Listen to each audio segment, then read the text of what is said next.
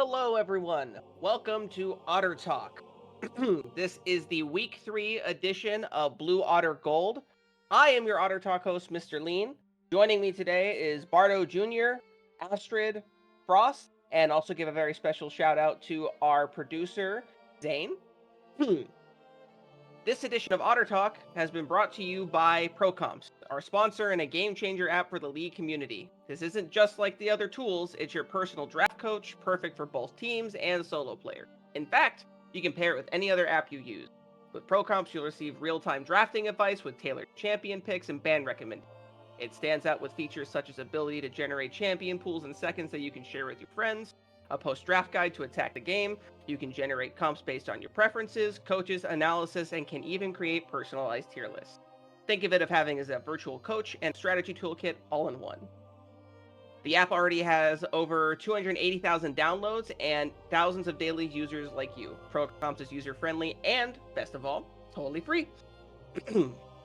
It's a no-brainer to at least give it a go. Download ProComps now, and you'll experience a whole new level of drafting power in your league games. Go to procomps.gg and download it from Overwolf, or click the link in our bio. All right, now that we've got the sponsorship out of the way, how's everyone doing today?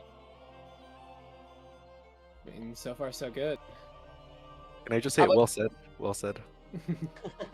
Thank you. How about you, Astrid? How you doing? Living the dream, Yes. Happy to be here. Beautiful. All right, so we'll go around the room. Feel free to introduce what team you play for and say something about yourselves. Anything you'd like, within reason. I'll go first. I'm Frost. I currently am doing content for Gold. I'm listed as a sub for Original Sin that is playing in Emerald, but currently I'm not playing actively as I plan to take a break during the BOL split before the new season starts for Titan. But I'm still trying to do content and contribute and do as much as I can to help support the community. Perfect. How about you, Bardo?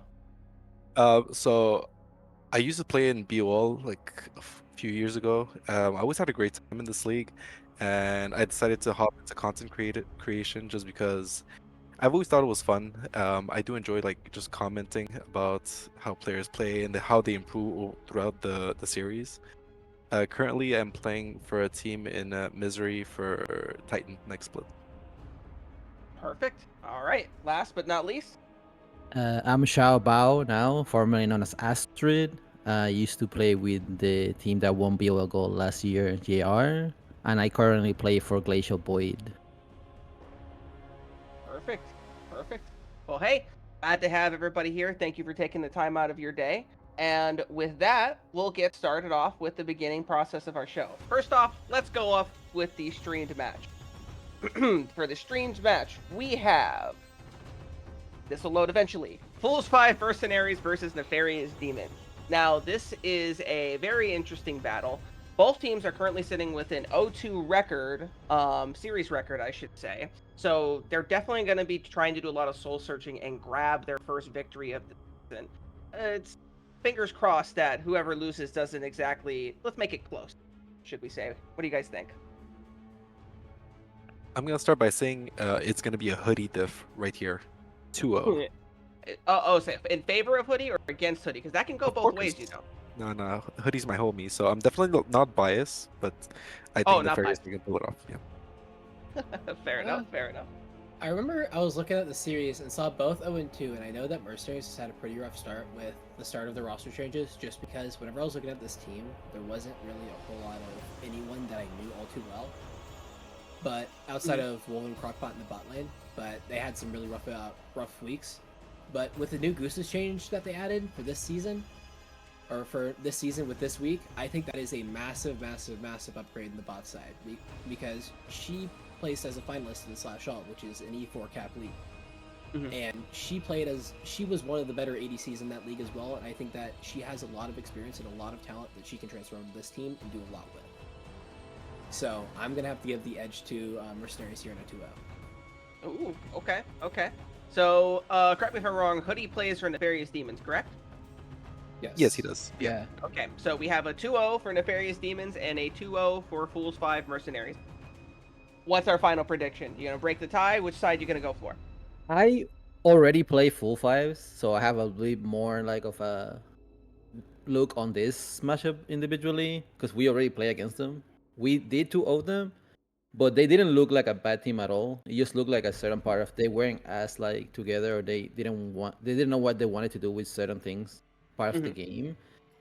But I think overall, like just based on stats alone of what I seen from Nefarious Demons, I have to give the edge to Fool's Fights here. Bulls fives. All right. So do you think it'll be a 2-0, 2-1? What are you thinking? I think 2-0 Fool's 5, but it could definitely go 2-1 Fool's 5 as well, in my opinion. I can't say I don't blame you for picking the game three because I think what was it, week one, where none of the series went to game three? They were all clean 2-0s, We- one we've way or only the Yeah. had other. we've only had one game 3 in the last 2 weeks. Oh Jesus. Okay. Yeah, So that's very true. Yeah. So there's one thing you can say about gold is that when the gap is there, you're sure of it. All right. So with the matchup that's just been discussed, why don't we transition over to our predictions? And let's start. Well, I would say go division, but there's really only one for gold. So, tell you what, Frost. Why don't we start with you? Walk me through your predictions and why you think the way they're going to be. For example, you are the only person who picked CB Impulse, I believe that logo is, over Legacy Esports Prime. CB Freaks. CB Freaks, thank you. Sorry that you get confused with all the You're CB good, logos. you're good. There's like 30 of them at any given point. Thanks, Hazel. I think with this one, I still have a little bit of worries with this, or going to this Legacy series. First of all, just with this in specific, I think that the series can be one that goes either way to one. Mhm. I think that there's a lot of things that worry me about this Legacy team. Watching them play last week, because in their games it was very scrappy, and there was a lot of stuff that I was worried about, and they weren't really clean wins. And it seemed like that the reason they ended up pulling through against the Nefarious Demons, a team that I personally have near the bottom, is because they just outfarmed them and they just generated more gold around the map. So they were able to just smack them around with wallets and just win off that. So I don't think they'll be able to do that against these better teams who play a little more cohesive, and it's going to lead to their downfall eventually. And I have more thoughts about this team, and I think Legacy has too many carry complexes on their roster, and everybody wants to be that carry who does everything for their team, which can be an issue sometimes. Absolutely. Well, I suppose I owe a little bit of explanation because I looked at this and I realized something.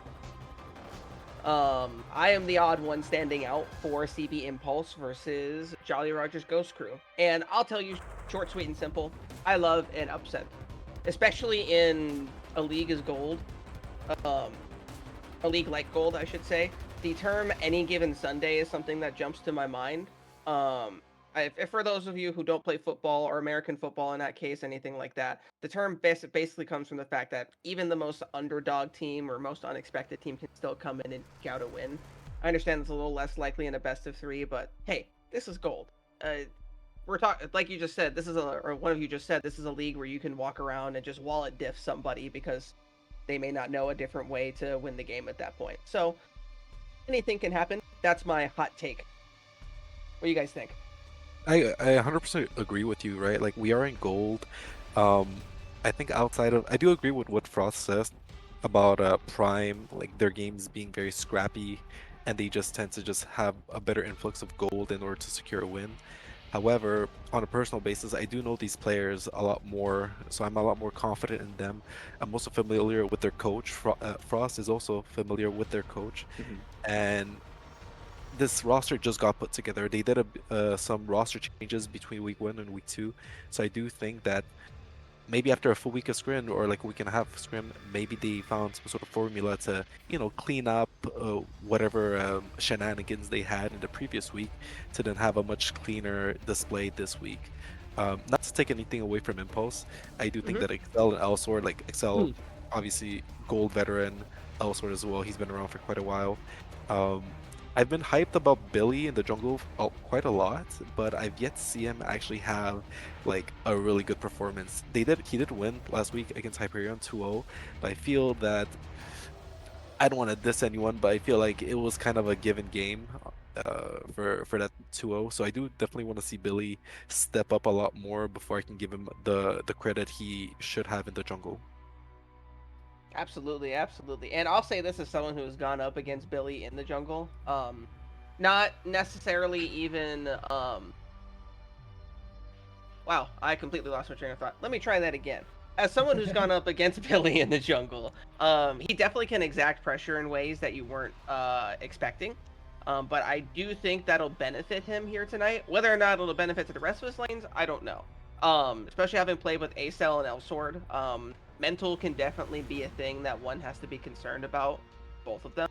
So it just kind of depends if they can mental monk their way through, or if things don't go well in the early game, it could be all she wrote. I I think that series is going to be really, really close. I think that one's going to be a tight 2-1. I honestly, I think go either way, but I give the edge to Jolly Rogers just because the more you watch this team, the more upgrades they make week by week. They just look like they're cut from a different cloth than every other team compared to in this league. And it's really hard to go against this team whenever all they've done is just dominate and take over games and just snowball them where there's no looking back. Absolutely. All right. Well, you know what? Let's pivot this now. We talked about the first two matchups, and we do have still a good amount of time.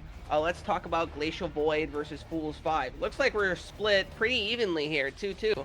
So you know what? Bardo, why don't you hit us with this first? Why don't we talk about Fools 5? Oh, Squires, right? Correct. All right. So I gave it 2-1 because I mean I think it's probably going to be the closest series we're going to have tonight. Both teams have shown. I mean, if we look at it right, like, wait, Squires. Sure, Glacial is undefeated, but Squires, I guess I'm biased just because I've been like keeping my eyes out on the jungle. I think that their jungler is it's the 5, right? Yeah. I think the 5, been looking at his pathing. I've been looking at how he doesn't waste time in the jungle. I consider him easily top 2 jungler in the league right now. And even though that they lost last week, I do think he's gonna step up this week. I really want to see him go back to like that big pop-up Viego game that he had in week 1. I really do think that he can step up this game, rather the series against Gel. I feel like for me this is like a battle of number 1 versus number 2 to see who's the top dog in the jungle. And actually in our content piece of Frost and I, we actually both agree that it comes down to the jungle. Like let's see who can get the ball rolling fastest, whose map is going to be more present, right? Yeah, So that's why absolutely. I give the edge to the 5 just because I've seen him just be slightly cleaner. However, Gel has been a lot more consistent. So it's gonna be close for sure. It's gonna be Yeah. close. Yeah, it's absolutely an argument of ceiling versus floor right now. I would say the potential for one is higher, but the other one performs at their floor more consistently. And I'm going to be honest with you, especially in a league like Gold, consistency is honestly one of the things that'll win you more games than anything. If you can consistently do as a team or hell even as a role, I should say, do few things well, generally you'll get off in the right spot. And looking at how the 5 played against No Name last week, who he was going to win in Draft League as the lowest ranked player on his team, and still doing a lot of carry performances and whatnot. Definitely an admirable performance against someone who's probably punching a little bit above his class. So I'd agree with that. Absolutely. I mean, not to mention like game 1, he got 5 banned. The 5, like 5 of his top champions were gone. I don't blame him for like not popping off that game when he's playing Ivern. And I'll be honest, they had like with Kate Xerath and Ivern and Ornn, like that draft, like it doesn't, in my opinion, it doesn't do much except for poke, right? But I think that the tools that he needed to really take over the game, they just weren't there.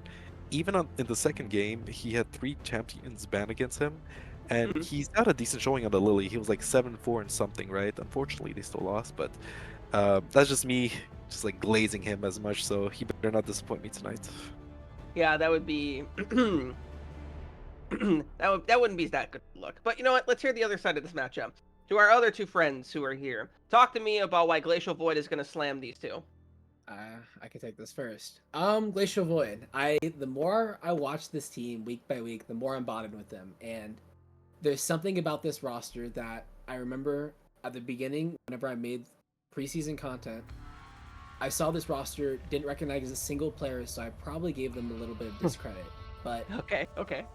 after each week that I've seen, though, it seems like they are the real deal. I've been watching some of their VODs. I've been watching some of the games they've played. Communication is incredible. They play perfectly around each other. They know what they're doing around the map. They have flex picks through and through, including a Cassiopeia top. and a Poppy support. So in Fearless Draft, these guys are going to do more than thrive, and it looks like they have a lot of these hidden picks that are going to be a problem. And I think that Glacial Void isn't going to stop here, and they're just going to keep sprinting straight through. And I think this is just going to be a convincing 2-0 for Glacial Void. Fair enough. And before we ask a second opinion, all I want to say is gold, fearless, lol. All right, go on. I mean, I think we have done a pretty good job of like recognizing where our strengths lie and working towards those strengths. We're also very versatile of having to switch whenever we need to switch between objectives and what we want to do during games. We have been really good to adapt no matter what. Like our team fighting is getting a lot better. We like training extra hard to like just improve more and more every day. We have a solid core of players, so like we all trust in each other, and we know that we all can do what we need to do to ensure our victories. So like every day in day out, all we do is just like do what we need to do, recognize what our weaknesses are, work with our strengths, try to patch those like little weaknesses that we show here and there, and like day by day just getting better and better so we can have better showings every day. Perfect.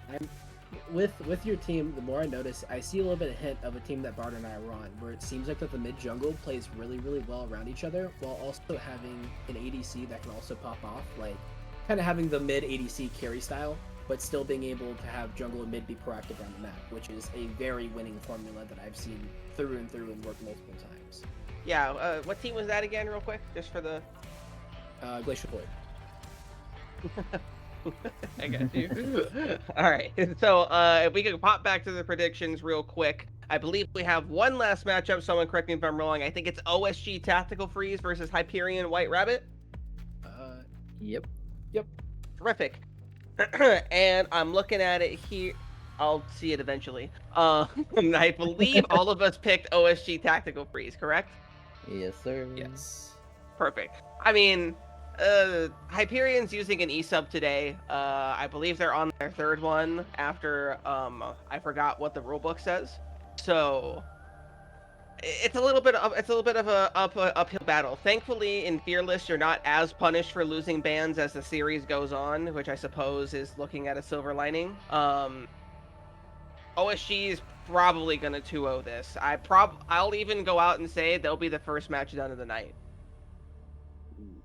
Ooh. You see, I'm on the other side of this. I think this one is a scrappy one that could have multiple 40-minute bangers. I hope not. I think that this Tac Freeze roster, yes, they're good. Yes, we've seen them around for several months and in other leagues as well. But it feels like that I still feel like Hyperion White Rabbit still has a chance to do something, and I don't want to be counted out with that team yet because there are still some prominent names on there. Oh yeah, of course. I think can still fire back. So I think that in a mix of Tac Freeze kind of faltering against Freaks last week, and White Rabbit still trying to find themselves, I could see some very messy games happening. Absolutely. Yeah, and just so we're clear, right? I'm not saying that like Hyperion to completely write off the team, say anything like that, right? For sure.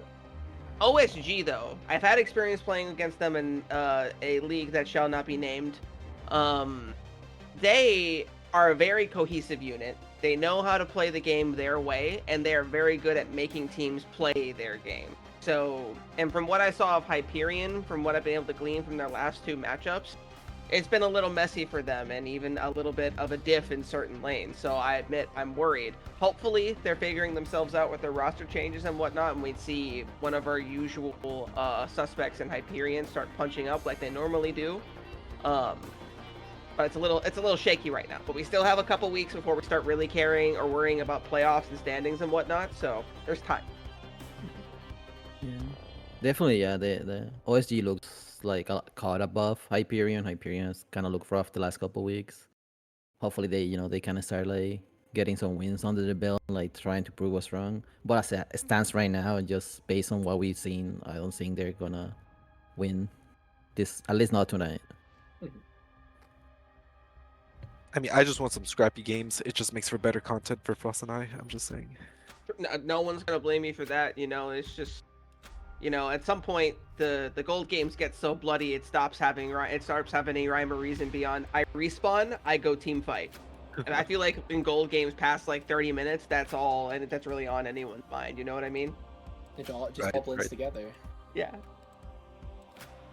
All right, folks, it's mandatory team fighting time. The 35-minute marker has passed. My Jinx is online, and the enemy's ASOL is online. Let's see who'll flare. Who dies first? You know, I always love it when, especially in gold, this happens a lot. Like they'll fight over an objective, let's say like second or third Drake, and both teams will just like scrap it out, completely blow flashes, all their sums, their spells and ultimates. It's gonna be a 4 for 4, and then everyone just runs back at it. I just love that. You know, like It's who so. cares about prio for lanes? Who cares about CS? Just fight it out. Yeah. I know you can't see me right now, but I'm rubbing my head in frustration because I had a game like that just today. I'm like, guys, please go push a lane. Stop, please. All right, so we've made it through everything. So, now it's time for some closing statement. Any hot take that you can think of for this week, come out, say it loud and proud. The last time I played in BOL, I was on Otter Talk for the first season, and I called mid gap on someone I'd never even heard of versus my mid laner. I want to hear something similar. What you guys got, Bardo? Why don't you start with you? Okay, what I want a hot take. Okay, I want to see every single jungler here. No Mumu, because a bronze jungler, no Mumu. Screw that No champion. Mumu. Fuck No yeah. bronze Mumu. No, I've been very adamant on my content. No bronze Mumu. Hell, pick a Yi if you want. I don't care. Just no Mumu. He says that now. Every match tonight is gonna have an Amumu on it. Watch. Oh my Yeah. god. I'll be sure to flame whoever picks a Mumu in the stream match. Don't worry. I mean, I'm just saying. Progressively, each week we have less and less of Mumu, but that's mostly because of Fearless. So I'm happy about Okay. the change. I would Gold say at loves least their circles. We got to know this. Gold loves their circles. They do. Yep. Yeah. It's always All learning. right. We got to. It's learning shapes with Mr. Lean. What can we say? Hey. That's totally true. I don't want to hear. I'm kidding. All right, Ross, what's your Yeah. hot take? All right, my hot take is, I think that 1 and 2 are miles above the rest of the other 8, and I don't think it's close in the slightest. I think 1 and 2 are just have looked so much better, and you cannot make an argument for any weak links on their rosters. But there's just some doubts that happen, whether it's a certain role, a certain player on every other team that is listed there. All right, and just humor me a little bit. Who was the 1 and 2 there? The 1 and 2 is gonna be Jolly Rogers and Glacial Void.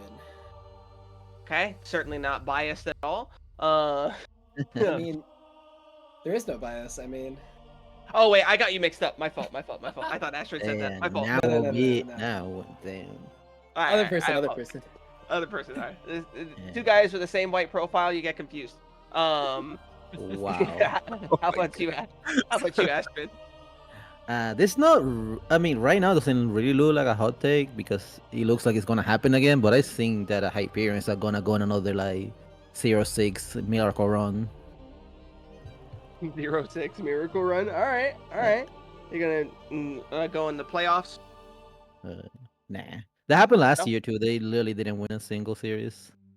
Oh, So I think they just come into rekindle the title as the 0-6 team. Honestly, our version of the Detroit Lions, huh? Okay. yeah, Well, not them. aside from sticking a fork in Hyperion White, I think that's all we have for Otter Talk this week. Thank you all for joining us. It was a very big, God, English. It was it was much of a pleasure to have you guys here. Zane, thank you for producing as always. We're gonna cut here to a little bit of break, and we'll be back with our stream matchup of Fools 5 versus Nefarious Demons. Thanks for having us. Yeah.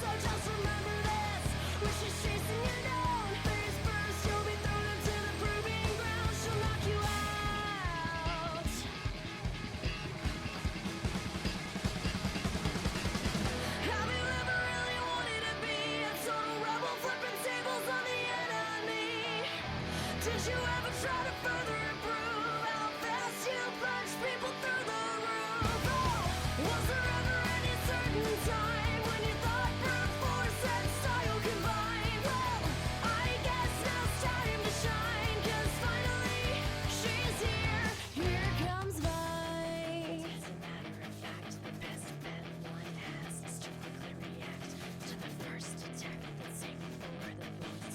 She'll never pull back, just resist.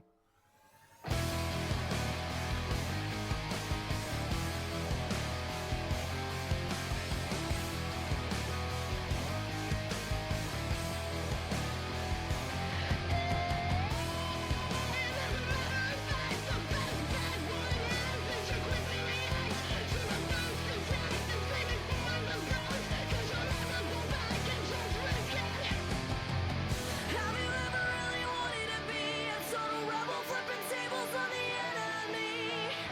Did you ever try to further improve how fast you punch people through the roof? Oh, was there ever any certain time when you thought brute force and style combined? Well, I guess now's time to shine, 'cause finally she's here. Here comes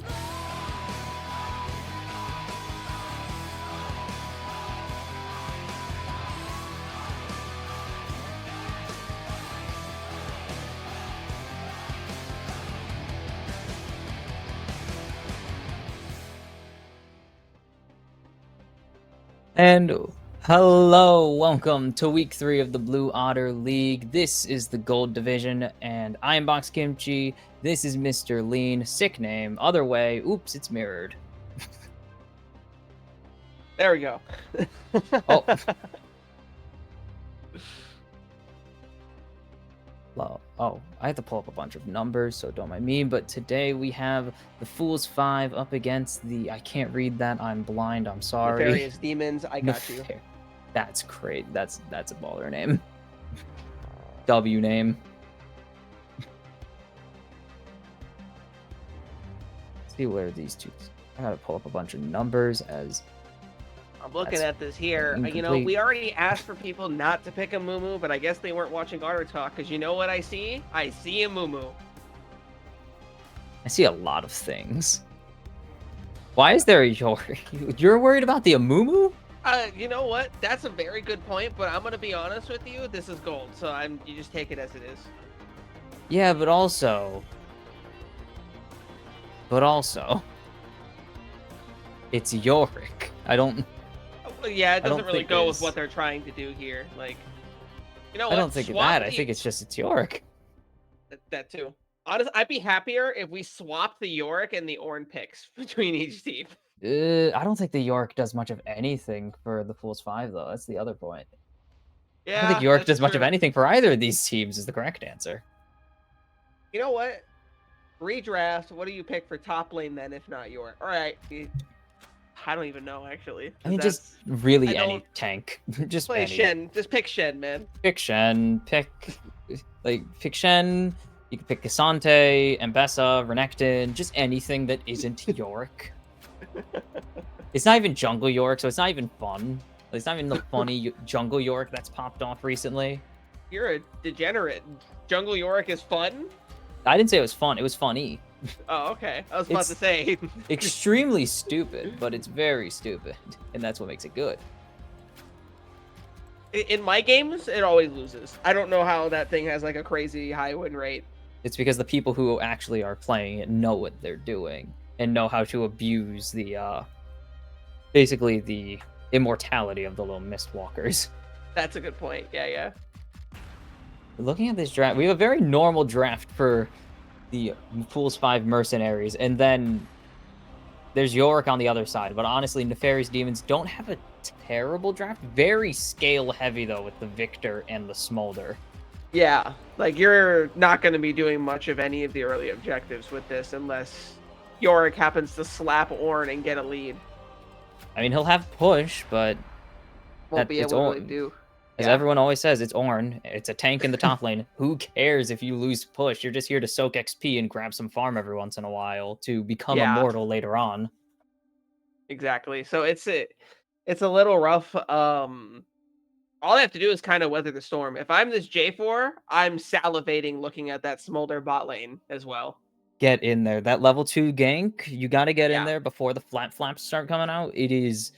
That is a prime candidate for free jungle kills. Yeah, that's bot lane should absolutely be the name of the game. Alistar, oh my God, Alistar, Jarvan, Xayah, Yeah, gank heaven right there. That is the angle to take here. absolutely. Honestly, I'm terrified of that Orin Alistar front line. That's going to be impossible for them to get through in any meaningful manner. They don't even have that much of dive either, besides a Mumu Q ult. Honestly, I don't like much of the. I mean, none of the matchups are good for the demons here. Amumu will get. Oh, hello, Jarvan, fearless ban. The Vagar will just be able to kind of body Victor. It has the better punishment into a mobile carry. Smolder takes forever to get online, and into the very scary Xayah Alistar will take a bit to get online. Both of them very mediocre to terrible level ones, but then you get the feather pull, you get the WQ. That bot lane's very spooky, and Ornn again just doesn't really care about his matchup at all. He's going to be chilling no matter what happens. So the demons are going to have to. It's a bit of an uphill battle here to get to the playable part of the game, which is 20 to 25 minutes in. Yeah, honestly, this is kind of the gold classic of picking 2 or 3 losing lanes and hoping that the enemy team doesn't know how to punish you for it. We'll see. It is gold, as you mentioned. They kind of. It is interesting because it's not solo queue still. While it is low elo, like quotation marks, low elo, even though it's over the majority of most of the player base, it is still not solo queue. So these players are working as a unit to win this game. So it is going to be a bit harder than just get one person fed, they turbo stomp the game. At least I hope so. Yeah, no, like all jokes and memes aside about it being gold, like the way they win this game is dragging it out for 40 minutes. And now I'll admit, I have a vested interest in not having all of the games be 40 minutes, I will say. Want to go eat? Yeah, for real, right? Last week it was want to go eat. But no, it's more so of the fact that I don't know, I'm trying to find like positives to find on the side of Nefarious Demons, but like it's a little difficult because They have good team fight. That that's is absolutely true. Like it's press R, it's press R team fight. It's Bronzodia in a way, you got the Amumu ult, you got the Smolder ult, you got Victor ult as well, especially late game when that thing starts to get the size of Texas. So it's like riding a mechanical bull. You can hold on as tight as you can, and you just have to hope you don't fall off to win the $1 million prize.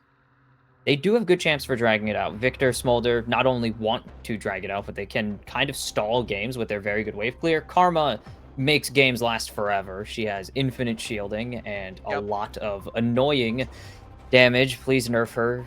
Please. I hate facing her. I hate everything she does. It's the worst. Please nerf her, Riot. Amumu is a tank, and that means he will solo kill the ADC at about 22 minutes for no particular reason.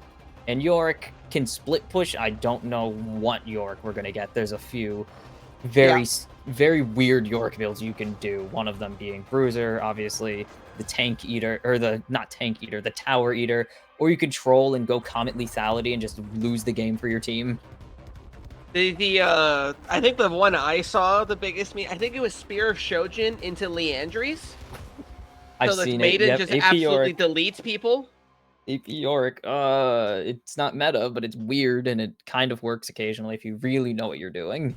Yeah, exactly. So, like, I've seen it work, and thankfully for my benefit most of the time, because the Yorick was on my team, and I just opted to not say anything. But there are a couple different ways you could go. Fingers crossed that they'll make some good choices. Don't do the Leandries build. Please don't do the Leandries build. That was not an endorsement of Leandries. Not an endorsement. It was an acknowledgement. It exists. It exists. Well, with draft out of the way, we still have to sit through spec delay for I don't even know why reasons anymore. It's been 13 years, 15 years now of spectator client, but we're going to throw it to a quick break, and by the time we're back, spec delay will be over and we'll be into the game.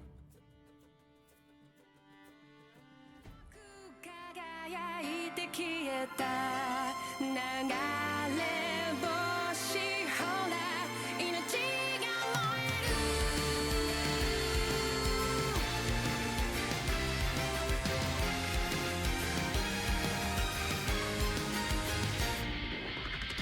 何かに怯え走り続けたその虚しさのしじなに何を見て何を探してきた自分の声がただ響く幾千万の星の中で惹かれて出会った守り手たちよ回る回る時の輪の中で自分の弱さ強さの先に同じ空誰かが見上げてそう信じて消されない虹の奇跡が届けと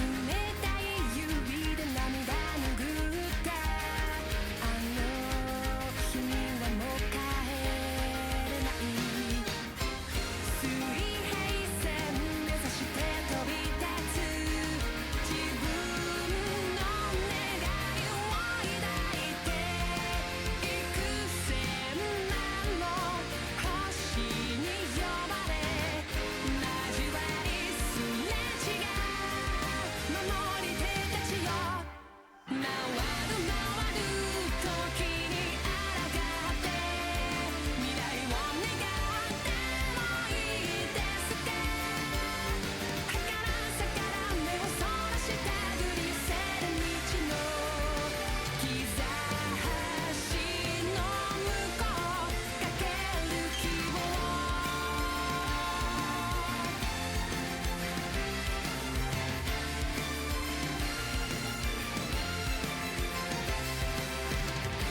あなたの光あなたの命いたずらに知らさないようにそっとくれた記憶胸に熱く灯し約束の地へもう繰り返らずに恋願う歌は空高く世界に銀河に広がってくそれがいつか風となり消えて新たな日が始まる越えてゆく時の輪の中で確かに刻みつけたきらめき同じ空誰かが見上げて信じたから消されない虹の奇跡残した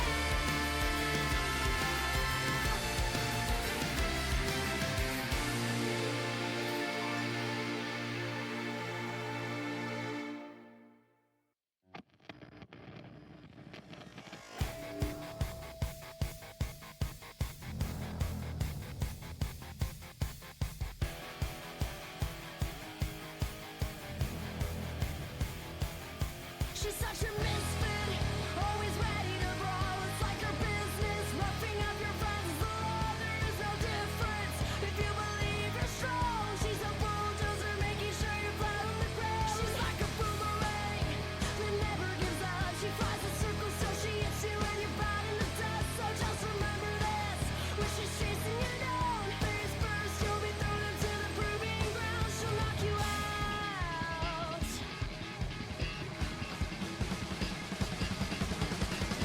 Have you ever really wanted to be a total rebel, flipping tables on the enemy? Did you ever try to further improve how fast you punch people through the roof? Oh, was there ever any certain time when you thought brute force and style combined? Well, I guess now's time to shine, 'cause finally she's here. Here comes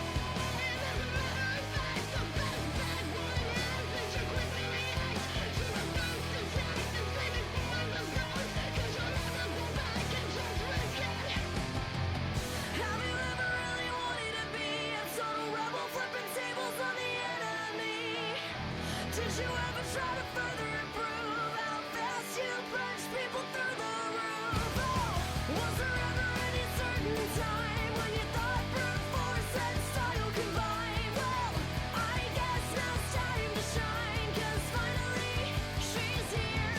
Here comes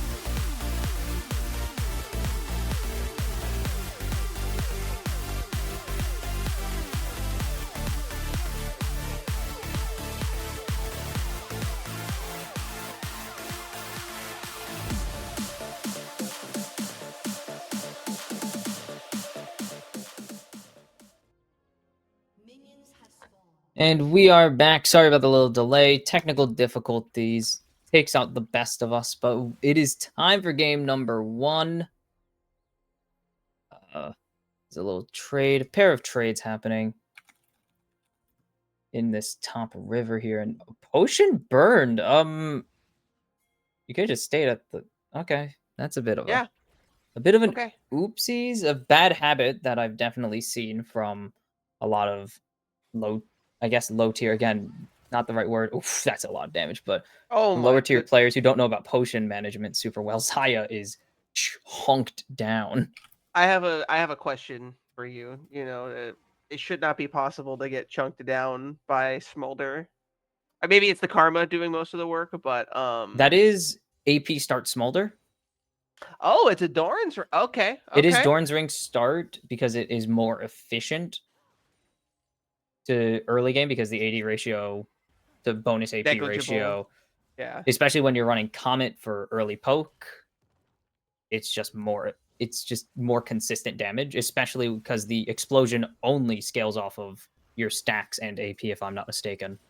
Yeah. That's So correct. yeah, you could see how much damage that explosion's doing to a 0 resist. Zai has no items. Oh, mother. That wouldn't change No anything fucking besides way. it probably would only be a burn of $50 as That's incredible. that is not For great. It would have. all, I'll tell you this: for all the trash we gave Nefarious for their drafts, nothing can quite beat forgetting items in the first 5 minutes of the game, man. Yeah, that's kind of tough. Forget your first buy. You forget your starter items, and it happens. Yeah.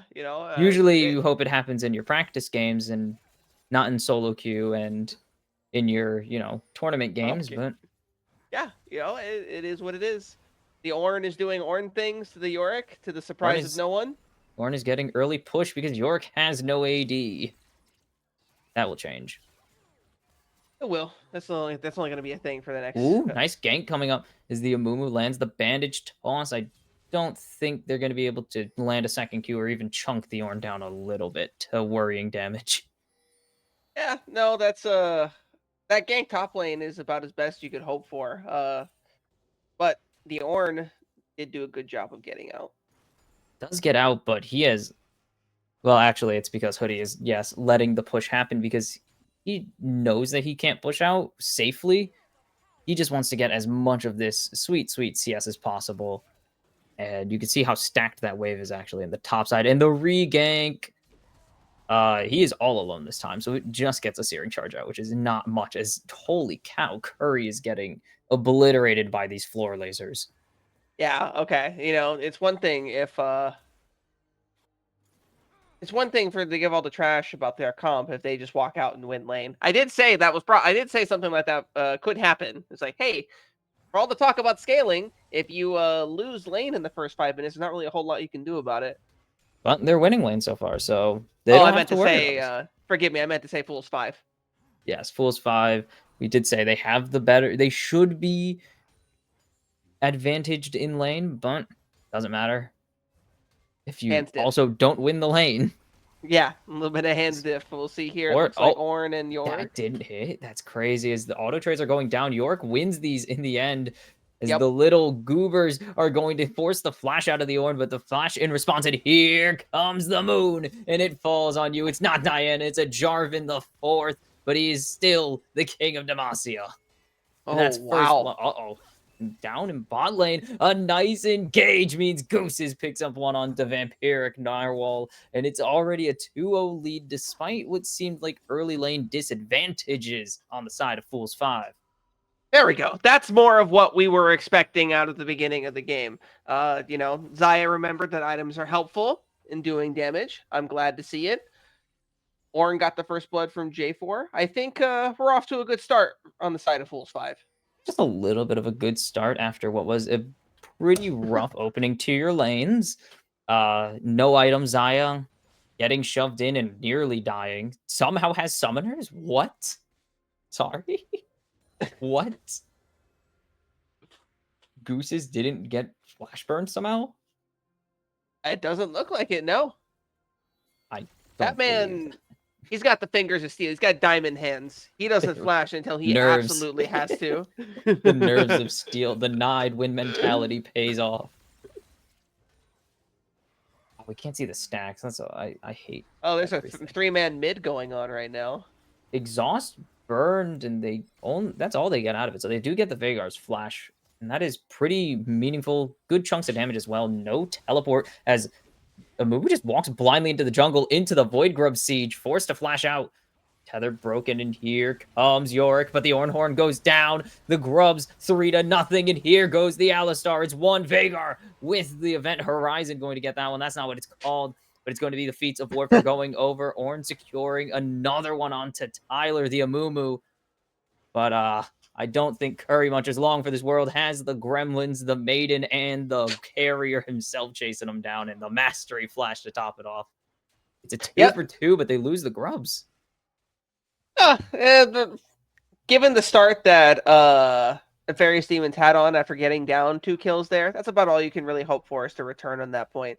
All of the money is on the Yorick, though, and that is the one lane where we weren't sure how this fits into their comp. So I guess good for them. Having a strong top side is definitely takes the pressure off of your mid lane and bot lane to give them more time to scale.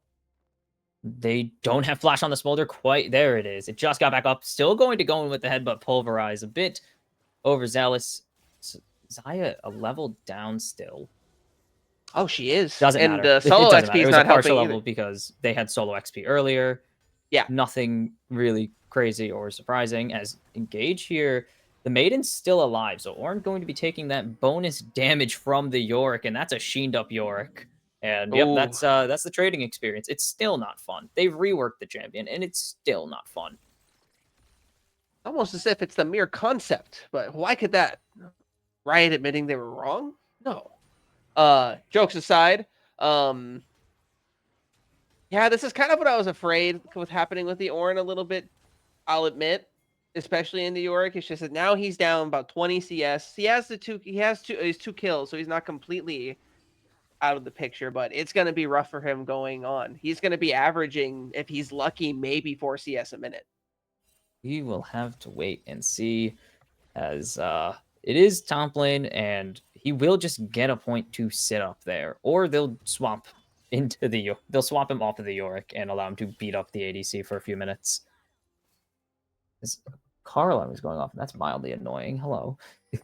About a 1k gold lead built up here for the Fools 5 entirely on kills, as they are behind decent CS in every lane, except for jungle, which isn't a lane.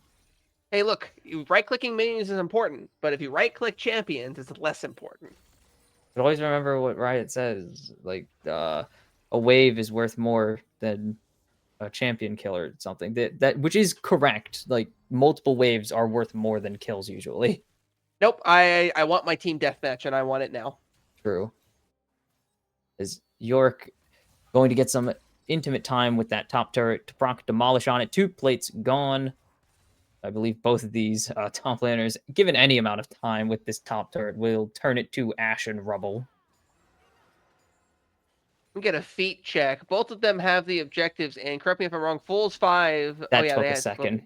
That took a second for me to register. I was like, what? Yeah, you're like, what is this guy talking about? Oh, everything goes wrong. Flag and drag misses, and the pulverize doesn't even come out, just a headbutt. So Trashy will be nice and safe. BOL, I just got a message. Check your PayPal for that one. Thank you for your service. Wow. I wasn't gonna go there. Dang, that's brutal. That's tough. That's tough, buddy. Hey, it happens. It's happened to me too. I've been that guy in situations where something just doesn't come out and you end up saving someone. Happens to the best of us, you know? Just a bit of an oopsies. Look, thought he had the players. Here he goes for real this time, and that R barely didn't kill. That's crazy, actually. The second time's the charm, it looks like. Second time is the charm. Ooh. 1v1. Wow. Yeah, it's Xayah versus a glorified mage for now. You know who Yeah. wins this as teleport? Coming out here comes the Ornhorn on top of it. Hits 2, but the York Cage is perfect. And it's going to get the Karma and Amumu out to safety. So they do get a grub denying the stack. And get out with their lives on top of it. Someone get Hoodie the Captain America shield, because all he's doing is safeguarding his teammates. That's not the first time he's done that either. He's been using the wall in very creative ways to The get people out beast. when they've been on that side of the map. He is the beast in this game right now. 2-1 ahead of even a 2-0 Ornn. Oh, the boots make him sad. Ooh, hide on Bush. Oh, Hide no. on Bush. Tyler ulting maybe a little prematurely, but there goes the cage, forcing the flash out of the Veigar, and flash follow unnecessary, but it's still all for the kill. Trashy gonna pick up their first of this one with the Roa in tow, as it is time to haul ass for the moon away from his own jungle. That is the worst feeling in the world, knowing your camps are or your jungle's being invaded. There's not a damn thing you can do about it. They're not invading though. They turn back. Oh, you're right. I'm sorry. I'm blind. What I'm I not think they blind saw to there is was the no top lane fight. Oh, yeah, Ornn's going to continue to get chunked, and you know what Ornn's going to do? Walk under the turret. And I'm wait. sorry, you were saying about the camps. They saw there was no blue, and they left. Oh, okay. There's Yeah, really the no Grump's not reason for them important. to invade for a Grump and potentially Wolves when the Veigar's on a respawn. Yeah, As yeah, Blue that's a York. good point. Another hide on Bushmo, and he's been revealed. The Maiden griefing big time there. As I was wondering what was taking him so long, because he could have absolutely put up his cage probably before Ornn had time to E out. you don't want to risk Ornn just because you can't run at him if you put him in the cage. That's a good point. You know put what? him in the You'll get cage, he just eventually. charges it and beats you to death. With him that low, I think Yorick would take that easily. But I digress. He has 12% reduced damage from auto attacks and yeah, and W and flash up still. It's not worth it as there's the jump onto cue ball. Double stun connects, forcing out the unbreakable will, trying to just buy time because here comes the moon and here comes Gooses. And there's the ulti, the smolder over the top with the mom. Tyler gonna find the first. And they get it. The Featherstorm comes out. Beautiful E there to get it done. But I don't think it's going to be nearly enough as there's the lockdown on to J4 and onto the Zaya. It's a 3-for-0. Actually, 3-for-1 Tyler. The Amumu drops. And these kills are getting almost even. And they have a gold lead now, but there's a fight in the top lane. Ornn, you can't charge away from this one. Flash, follow. And the Ornn only going to be able to get the Ornhorn off. No recast. Big shutdown in the pocket of Hoodie Man now. Yep, there you go. And looks like Viger is a little late in his rotation there, so it kind of chalks the fight a little bit down towards the dragon. Oh, and Looks like that's we have an first turret. Ocean Soul, or an Ocean Dragon coming up, I should say. Ocean Drake. Sadly, no Ocean Soul. Maybe it could be the Cloud Soul. Valdez would be proud. But besides that, 1-to-1 in these objectives, as that's what it will come down to. The feat of monster hunting. We were debating that it should have a better name, and yeah, fair enough. Or is it monster slaying? It's something like that. But the feat of first turret, that one also needs a little work. Goes in favor of the Yorick. Nefarious Demons even it up. See what we got cooking around here. I'll start playing defense. I thought about starting it as there's the jump onto the Amumu. Not a very valuable jump. The cage doesn't connect, doesn't get over the wall. Oh, now the no. Amumu, 4-man curse laid down. But the Moon still going to be able to get one, but it's going to be an exchange for himself. It's a 2-for-1, or 1-for-1 right now is the Ornn in deep. He doesn't care about your front line, but there's Trashy with a double kill going 4 straight, and it's going to be the triple, and it's all up to Curry to try and survive, but it is looking like an ace here. They'll let him live, and it's going to be a second Drake. Should be a second Drake. I hope they don't just let it go for no reason, and it will be 2-1 in favor of the Nefarious Demons on the final feat of strength. Yeah, it's just a case of the Fools 5 not fighting together and kind of giving them everything they want from a team fighting perspective. The 4-man Amumu ult, and now you have all these kills on Victor too. This is fast going into the type of game that we were concerned about it becoming, even with having 2 out of 3 losing lanes. They're just outright winning those fights a little bit early on. They're supposed to. If Fools 5 does this properly, they're not playing the game, or Nefarious Demons isn't playing their game for another maybe 5-10 minutes. Well, they're kind of accelerated. Holy cow, that is Yeah, dangerous. like, Zaya gets on the God. outside of the cage, and now here comes Cue Ball, and maybe a bit of an over use of the ultimate, but it doesn't matter. Big, I think 200-ish gold shut down onto Goose's, and that is your hyper carry for the game. That is your eggs being put into the basket as the Rift Herald is started by the Pools 5 Mercenaries. Definitely a good response there, and especially get that gold on Zaya. You could kind of tell both of the teammates they were a little apprehensive about taking it from her, the way they backed off immediately. They did not want that kill going onto a tank so badly. No, some fingers slammed on the S key there, I'll tell you what. They were clicking backwards as fast as they could. They wanted out. Yeah, but just a bit of an over commitment from Hoodie. Already got everything they wanted. Could have pushed out the lane probably a lot safer without it. He doesn't need to be there. Yeah, He throws he the just backed. goobers and throws the goobers, leaves the maiden in the lane, gets the push down. Maybe you lose the maiden, but it's better than losing a big shutdown to the hyper carry of your opponents. Yeah. So looking at the item perspective from bot lane too, it looks like they want the same starting build. But correct me if I'm wrong, doesn't Zaya build Flicker Blade at some point in her build? Is it the second item or is it third? It's complicated now because Yuntal exists. If you don't go Yuntal, this should be a Flicker Blade or an IE. It should be 2 and 3 Flicker Blade IE in some IE. capacity. Because Okay. obviously crit. IE is the ultimate crit item.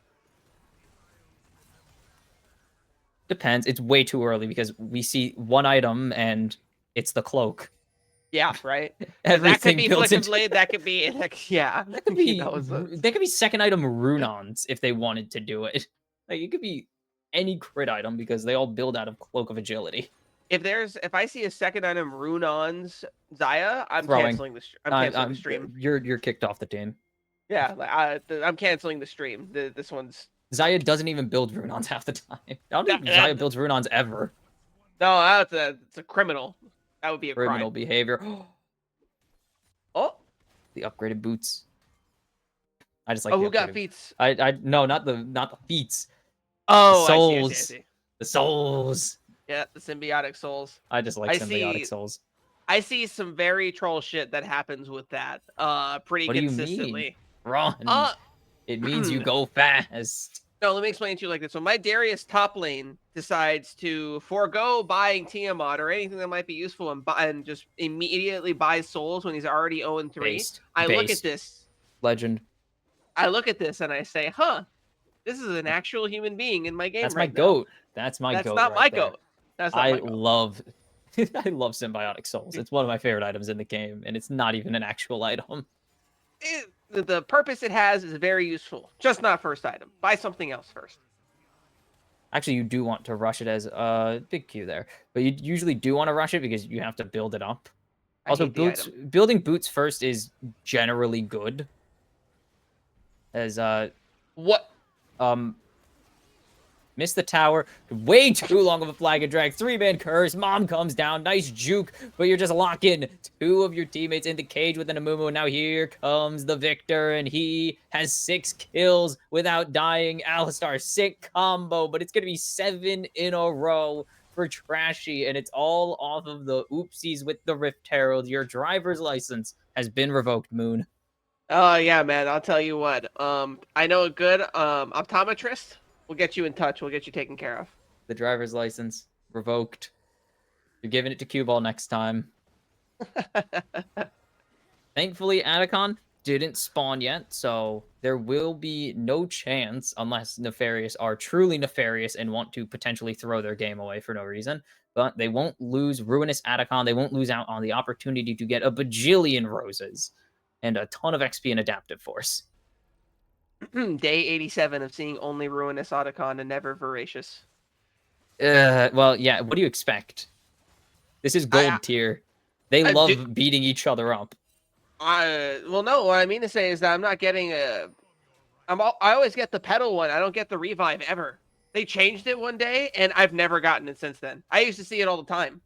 Well, I mean, maybe it's a bit of an overreaction from the last time because you were only getting Voracious because they broke it in solo queue by accident as Of course. little pokes going down. They overcompensated maybe, but I think it's honestly fine if you're watching very normal, like high tier chill gameplay. Like if you're watching very chill high tier gameplay, you do see Voracious Atacon. It is not just constant ruinous or voracious anymore.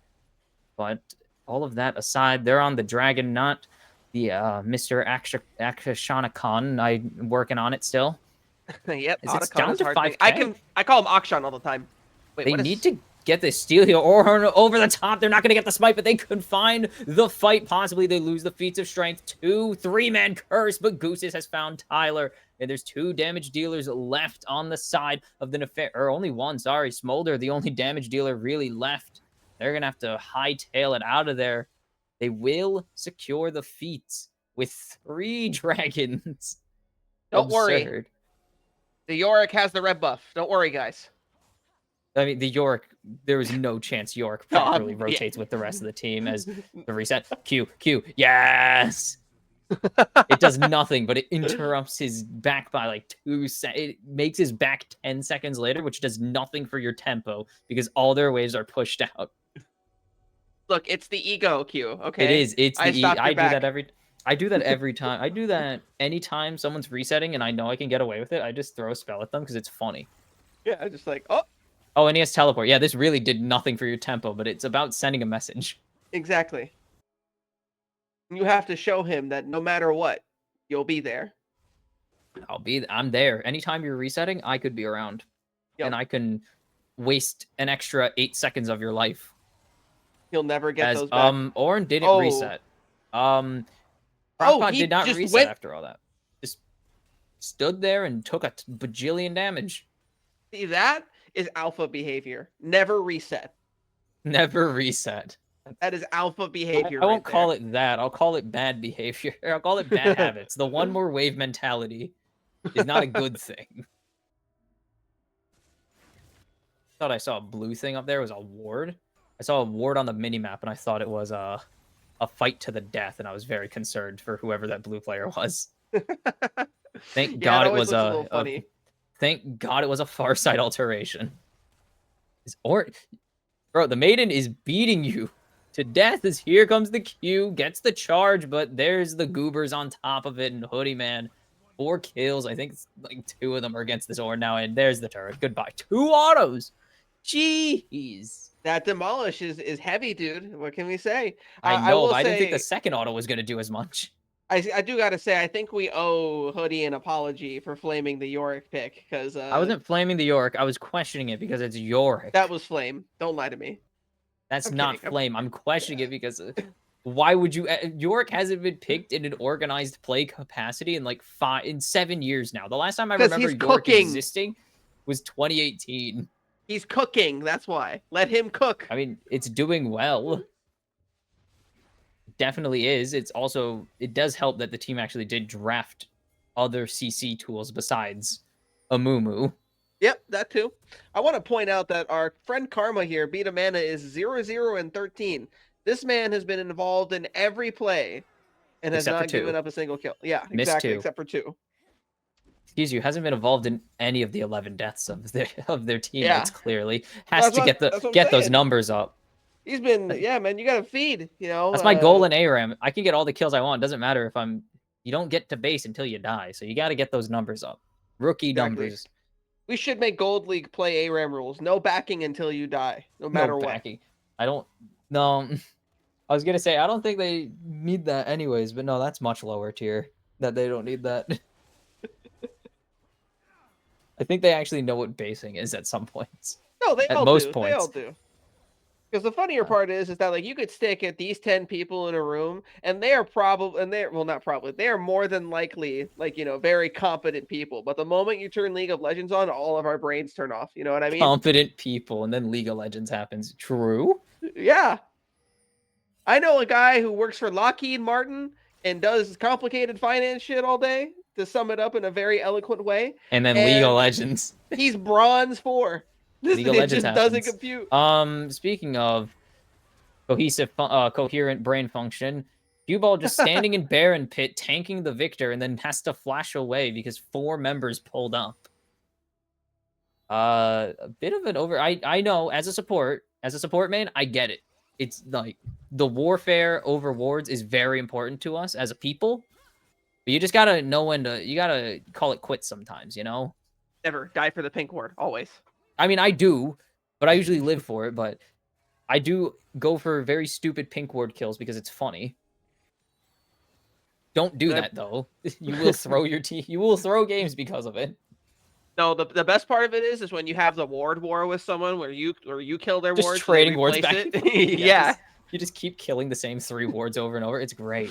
As Drake's Soul on the line here, as very briefly passed over by me earlier. All 3 objectives that that the demons have taken were dragons, so this is a bit of a problem now that the Fools 5 has backed themselves into, is they need to get here. They didn't get the steal last time. Here comes the Ornhorn. Smite didn't go down, but they steal it. And that's going to be one, not even a kill, a dragon, but it shows up twice as there's a 3-man curse of the Sad Mummy, and there's the ulti, the size of Texas itself coming out for this Victor. It is a 3-for-1 as Hoodie Man just overcommitting to make sure that his team gets out alive. They don't get the soul, but they get a few souls in trade. Can I get a stack check on the Smolder? Can we click on him and see what he's got cooking? I'm sure he's almost there. Cool. He is at 213. He's almost there. We are very, very close. 2 stacks away. I thought it was 225, or am I insane? Is it 225? 12 stacks away. You last hit the Baron. Come on, it'd be so baller if you last hit the Baron with the Q. You get Think about it. 8 of them right there. Think about it. You get. It's not gonna finish it as. Oh my goodness, that was a big big space meteor, as just called a meteor in some places. This should just be a clean smite though. You can't. Yeah. Unfortunately, you cannot primordial burst the Baron. It would be pretty baller if you could though. Like imagine that. There's some like Xayah. You get a fully stacked Xayah E on that thing. You can do you some can get pretty bulky. But I want a Veigar primordial burst as the Atacon actually being taken here, but that's not a should bad be no call. contest. Like, yeah, they just resetting. Yeah. This is pretty free. So this is actually going to be pretty. This is gonna be good. Definitely, obviously, yeah. Taking a major objective is good. Good insight by me, but they are going to be catching up here in the experience that they've actually not really been missing out on, besides Crockpot, who had Yorick. Yeah, you know, the level leads are pretty interesting. Veigar is actually a level higher than Victor. Karma holds a level lead, but other than that, everything's pretty stable. The top lane. What do you mean? That's the most important level lead in the game. Yeah, right? Ignore that the Alistar gets way more value from his ultimate. Ignore that the Alistar gets an extra 10% damage reduction on his ultimate now. If you ignore that, it's truly a victory. Hey, you gotta take the small victory somewhere. And the fact of the matter is, Beta Mana has added 2 kills to his repertoire since we last talked about it. He's 2-0-14 now. 2-0-14. Oh, teleport all the way to the top side. They do have another teleport, so it's not actually losing them a ton of tempo.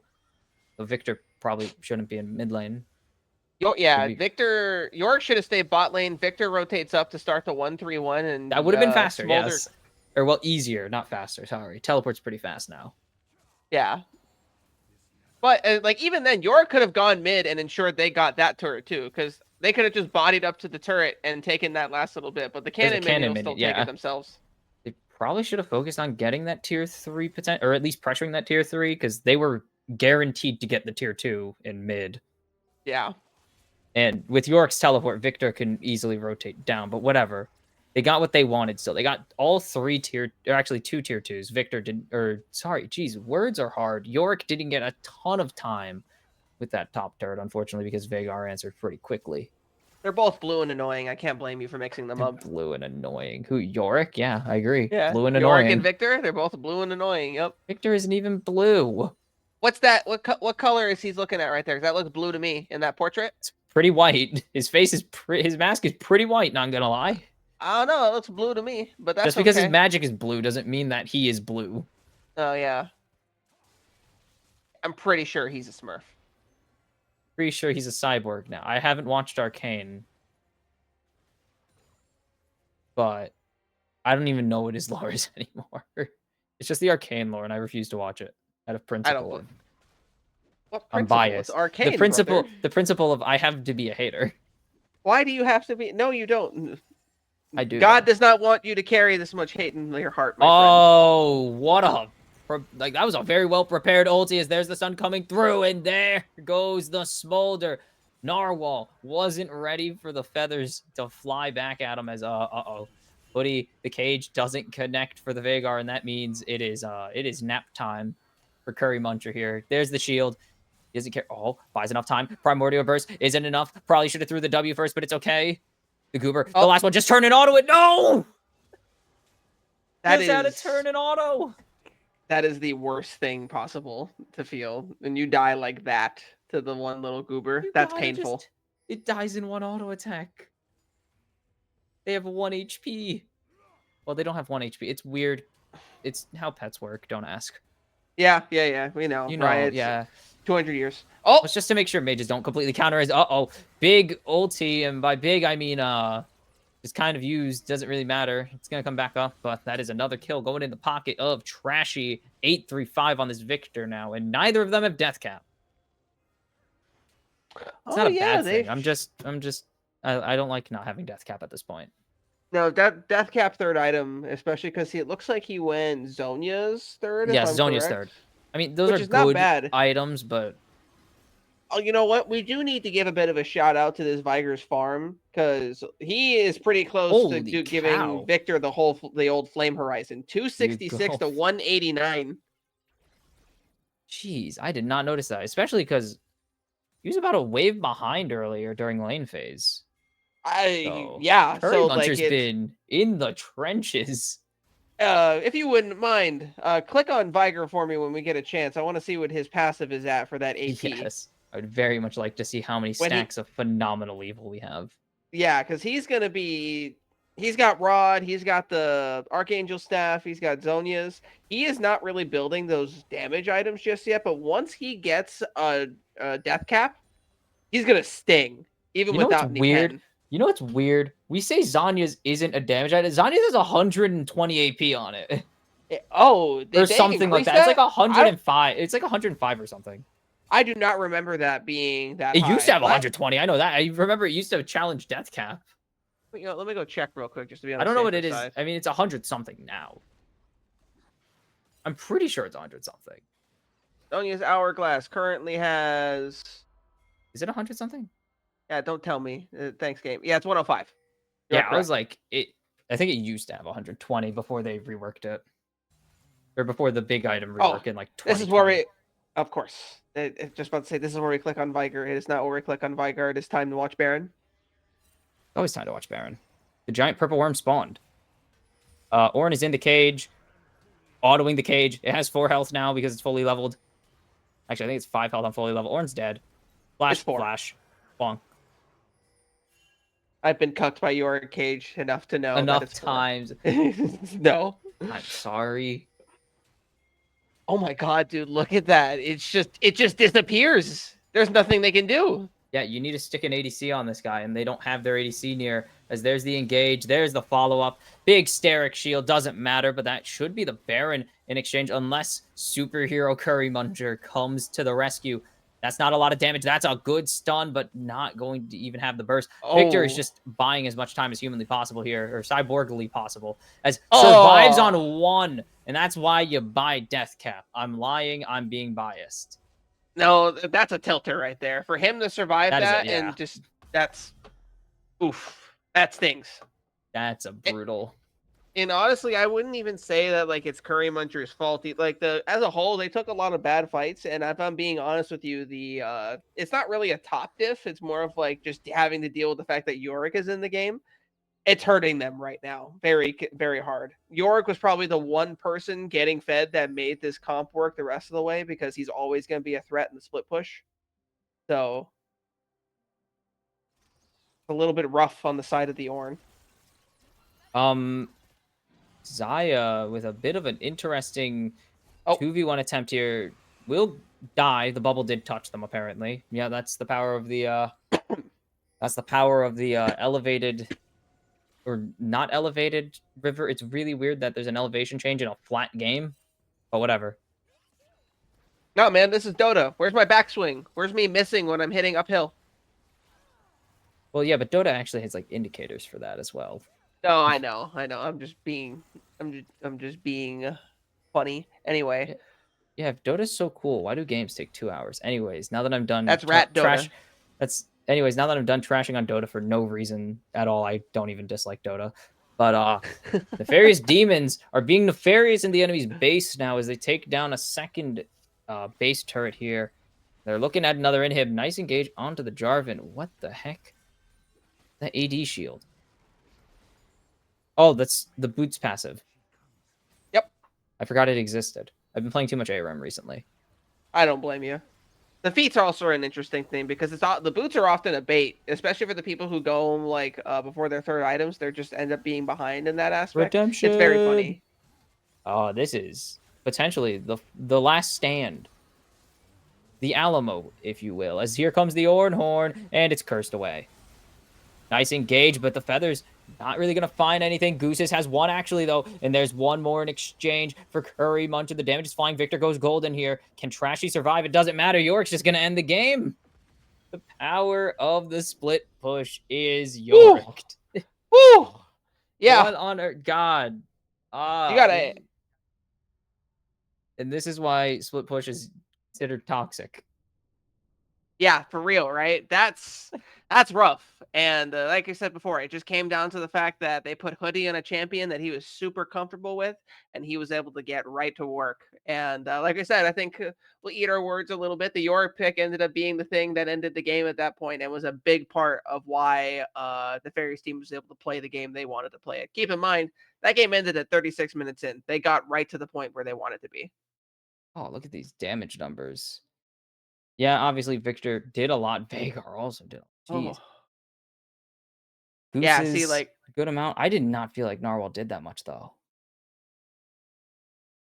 he did an okay amount, but I'm looking at this right, and your top side has what 17 and change, closer maybe 18, a little bit over in that case, like or 16 or 17. Math is hard. Anyway, the overarching point of that being is that it's really hard when so much of that weight is on the Viger. Like his next best person is Goose with the 23.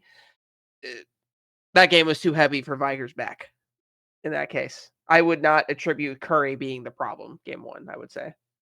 No, Curry wasn't. I don't think anyone in particular was the problem for Fools 5. They just didn't have an answer in Mhm. time for the split push. Xayah could never 1v1 him efficiently, Yeah. which is kind of what you want, is usually a 2v1 gang up and just delete, or finding time to 5v1 the split pusher and then 4v5ing. But there Mhm. was never really an angle, or at least they never found an angle to really take down this Yorick and find an uneven fight for themselves. So it However, is difficult, oh, to say the sorry. least. Sorry. I No, my oops. fault. I was going to say that, like, however, this is fearless. So guess what? Now you don't have to deal with it again. Yes. So We all win. We all win. No more Yorick. no more Yorick. Woo! Hooray. Never again. Please. And like I said before, I know we definitely gave it to Nefarious Demons for the way they picked their comp early on. But I will, like I said, I got to give them the credit. They knew what kind of game they wanted to play, and they were able to kind of force it that way as well. Beta Mana finished deathless that entire time. Hopefully, and it looks like he may not finish winless. We'll see. Winless and deathless would suck a Gameless. little bit. Well, that's incorrect. They already won a game, but maybe they lose the overall series, I guess. That kind That's what I of meant. counts. Yeah, because I remember, both guess. these teams are winless, mind you. Are they actually both winless? Sorry, the standings I don't believe are updated on the website, unless I'm No, they are. blind. They are 0-2. Both teams are 0-2 from the Oh, graphics. well, extra All right. beef. So here's what we're gonna do. We're gonna take this to a quick break. We'll be back with you shortly for game 2 in Nefarious Demons versus Fools 5 Mercenaries.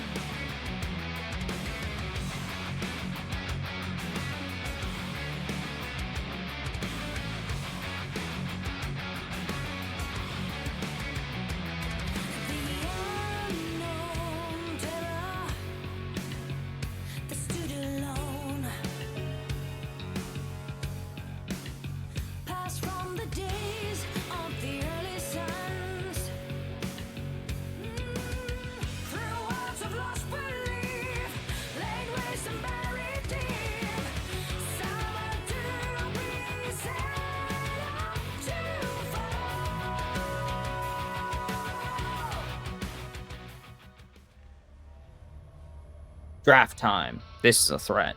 I don't know what that means, but I just felt like saying it like that. I don't know. Game That's the way to 2. kick it off. Game We got 2, this- Nefarious Demons take game 1 over the Fools 5 Mercenaries. Now they move over to the blue side, and they're 1 win away from the aforementioned elusive first win of the season. Absolutely, absolutely. Ooh, okay. Are you seeing some top lane bans? Malphite Yes, and Seraphine. Alawi. Woo! Get her out of Okay. here. I hate that champion. I'm a Sona man. I hate that champion. Never-ending I beef can't with blame Seraphine. I don't blame you. It's not a fun champ to play against. Also, All right, she's we got annoying. The Ezreal and Seraphine ban. Seraphine. Sorry, Syndra. Syndra. They start with Similar, S. yeah. That was The close. same, so similar in every way. Like the bubbly personality mixed with the brooding attitude to try and take over the world. Identical. Sounds like every TV show I've ever watched. Terrible sitcom. Terrible Riot, sitcom. Riot, make it. Terrible sitcom concept. Syndra and Seraphine. You could probably make that work. I don't. But I mean, we're it could skipping work. like I the don't want to. we're skipping the quintessential classic of Leona Diana, buddy cop series or whatever. Oh, the B1 Volibear. That's flexible. It could be the funny Volibear top build where you go pretty much 8 PU tank. I would call Yeah, it you get- Bruiser, but you just build Spirit Visage and that's it. Well, yeah, that's the funnier part of it too, is that like with the way Volley is right now, whether you play him in top or jungle, you're still getting Flicker Blades at some point. Because the AD builds have kind of fallen off a little bit in prevalence. If you look at his U.GG, for example, majority of the players Emerald Plus are going that, and they're Render answering with unto me. Skarner. Render unto me that which is mine. He doesn't say that anymore, but it's okay. It's fine. Skarner, Cog- Kog'Maw. Okay. We're just taking weird beast creatures with spiky faces. Okay, got it. So Got I it. don't like Kog'Maw that early, I will say. Because now if I'm thinking about, if I'm on the Nefarious Demon side when I'm doing this draft here, I'm starting to think like, okay, they have Skarner, but they can't stop a whole bunch of dive. Volibear, say like Nocturne, Orianna, be a little, with the ball delivery system, drop that right on the Kog'Maw, that could be hurtful. Yeah, but it's Skarner still. Doesn't matter. Skarner's immortal. He never Who dies. said anything about the Skarner? He ain't gonna die. Go kill a Kog'Maw. Ash into the Kog'Maw. Okay. Braum Ash, and there it is. It's broken. It's busted. They will never nerf it. Ash Braum is back, baby. Come on, What the- come on. They just buffed this champion. God. I like Ash, and she's too strong. So yeah, it is, like- well, obviously, as you said, Ash is also a well-known lane counter for that. I'm looking at it. I wouldn't like know. on the- I haven't seen a Kog'Maw in years. Yeah, right. Well, No looking one at it plays right this now, shit. it's Kog'Maw has a 48% win rate over a couple hundred matches. So But you know what's up? The super kicker is here. Shawn Michaels, the Heartbreak Kid himself, Milio, the 12-year-old child, on the Rift with this Kog'Maw. the Fuemigos are coming in, and they are coming in hot. Everything I said about Dive is now mistaken because he just has built-in Mikhails. Don't worry about it. You're not gonna die. You might still. Depending on how good It'll your take Milio longer. is. Depending on how good your Milio is. We'll see. And you know, it's funny too. Looking at these AD bans, they banned Ezreal and Jhin, neither of which are considered like, I suppose, counters to Kog'Maw in that way. So I'm not too sure what those bans are necessarily for. But Well, that's those are cool. just We still got rid of. those are usually targeted. Even so, if I'm picking Kog'Maw Emilio, I'm not sitting here worried about a Jhin or an Ezreal. I'll just outscale them. I mean, you just have to remember that at the tier we're at, it also matters about comfortability. True, Like, these true. guys aren't going to be as flexible as... I mean, some of them... I mean, there's one tricks in every tier, obviously, so it's a bit different, course. but just the general idea is that they aren't as flexible as some other higher tier players. Maybe they are. There are definitely players in all tiers who play a bunch of weird stuff. Like, I'm one of them probably, because I just like playing weird things in support, because you can take anything in support, Mhm. and it'll be okay. Ooh, a lot of mage bans here. Syndra, Azir, Mel. They hate their mid laner. That's all I've learned. They hate Yeah. Crashy so much. Let's take all the quintessential mid laners, and you can't play them. Although, I am going to say, why are we wasting a ban on Azir and Gold? I don't know. Does Trashy play it? Now I'm gonna I have check never- because if I go if check Trashy because plays it. I've never If seen him Trashy play plays Azir. it- I'm not saying he can't. I just never seen it. But I could be wrong. Well, I mean, no one ever sees Azir. He's not popular in general. He's not at all popular. And then Trashy does not play Azir, it seems. Okay, so yeah, there's some concerns there, but well, not concerns. They didn't pick it. Just more so, it's just Maybe historically? hey, they went through some of my idea. There's the Orianna pick coming out. Jungle Ori? is still left off the board, and they are forward Anivia. I'm not looking through all this. That's extra work. I don't know if I would blind my mid laner in that case, especially when the mid laner was one of the only reasons Fool 5 Oh, was it's able to volley stay in the jungle. game. It's volley jungle. It's volley jungle. Yep. That Volley makes jungle. sense. Unless it's the elusive Darius jungle. Darius Jungle is not as good as it used to be ever since they nerfed his passive from 300% to 200%, which should have never been that in the first place. I'm surprised it took True. someone years to notice that problem. Well, Mundo Ooh. thinks you're a big sissy. Okay. So Have Fools you 5 saw the formula that Nefarious Demons did game 1 and said, you know what? Let's do that. Let's pick frontline and scalers. Let's go. And see what happens. Big front With the- line. With Big the Enchanter scaler. support.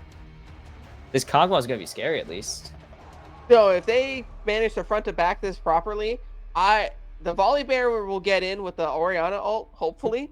But I'm concerned for that Darius.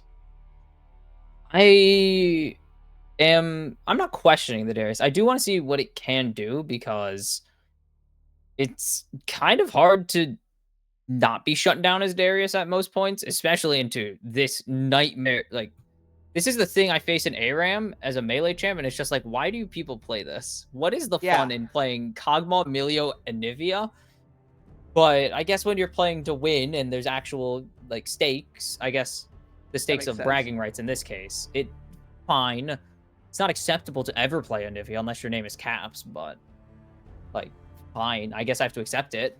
The mere fact that you don't acknowledge Froggen concerns me on several levels. It's been so long since Froggen do has not care. existed. I do respect I do Froggen. not care. Honestly, He's a quintessential Anivia player, man.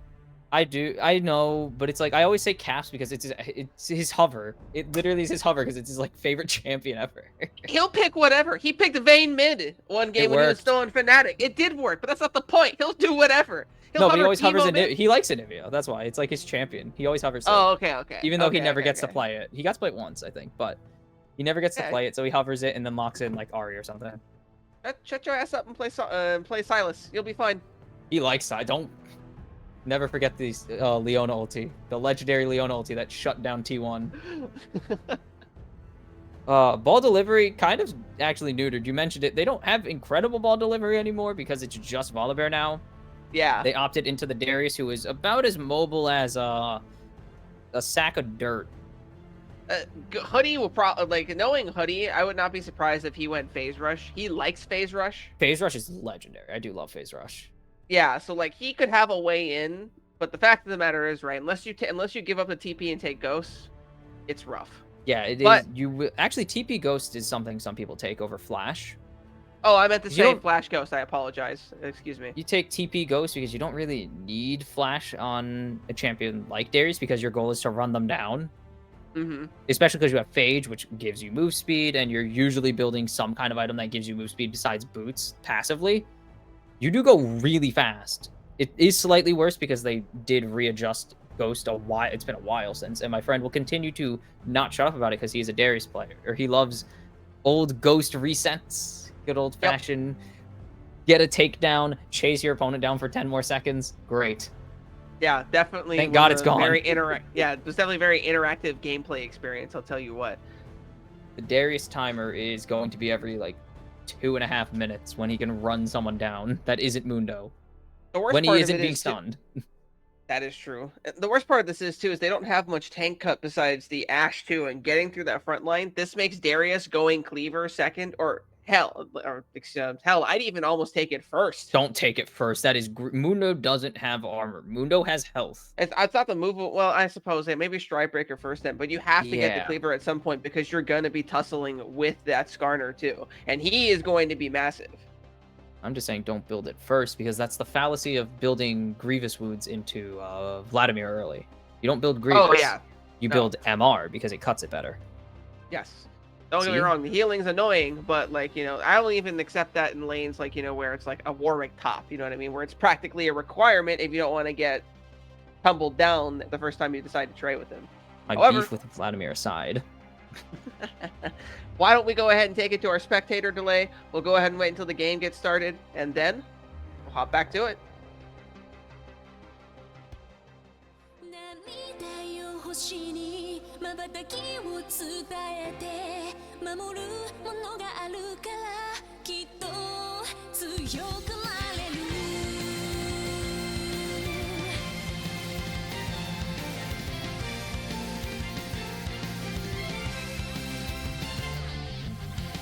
語るべき言葉なくした星の守り手は時の果て夢の果て闇に立ちすくんだ風を呼んでみたんだ空に向けて誰かを呼んでみたんだ光求めたソリチュードかすかなレゾナンス確かに届くロマンスそんな流れ星たちを抱き留めた明日が見えなくだって乗り越えなくちゃって奇跡の奇跡描き未来へつなぐ Growing High 心のフォトンが銀河にこぼれて道を強く照らす Burning Bright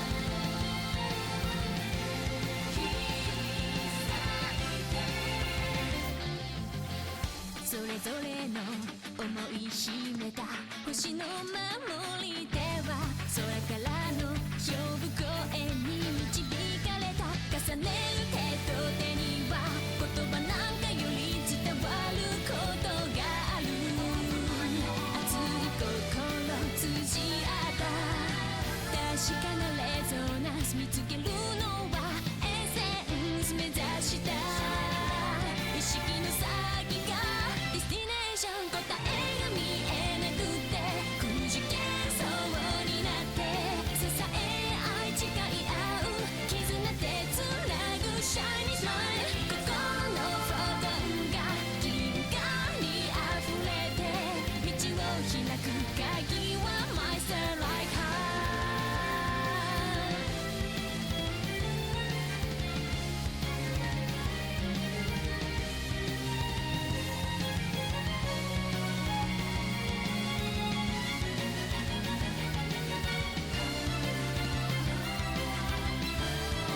明日が見えなくだって乗り越えなくちゃって奇跡の奇跡描き未来へつなぐ Growing High 心のフォトンが銀河に溢れて道が開いたら羽ばたいて行こうよ乗り越えて行こうよ星空と溶け合っていつまでも行ける Fly High まっすぐ願いを世界に歌って新しい夜も新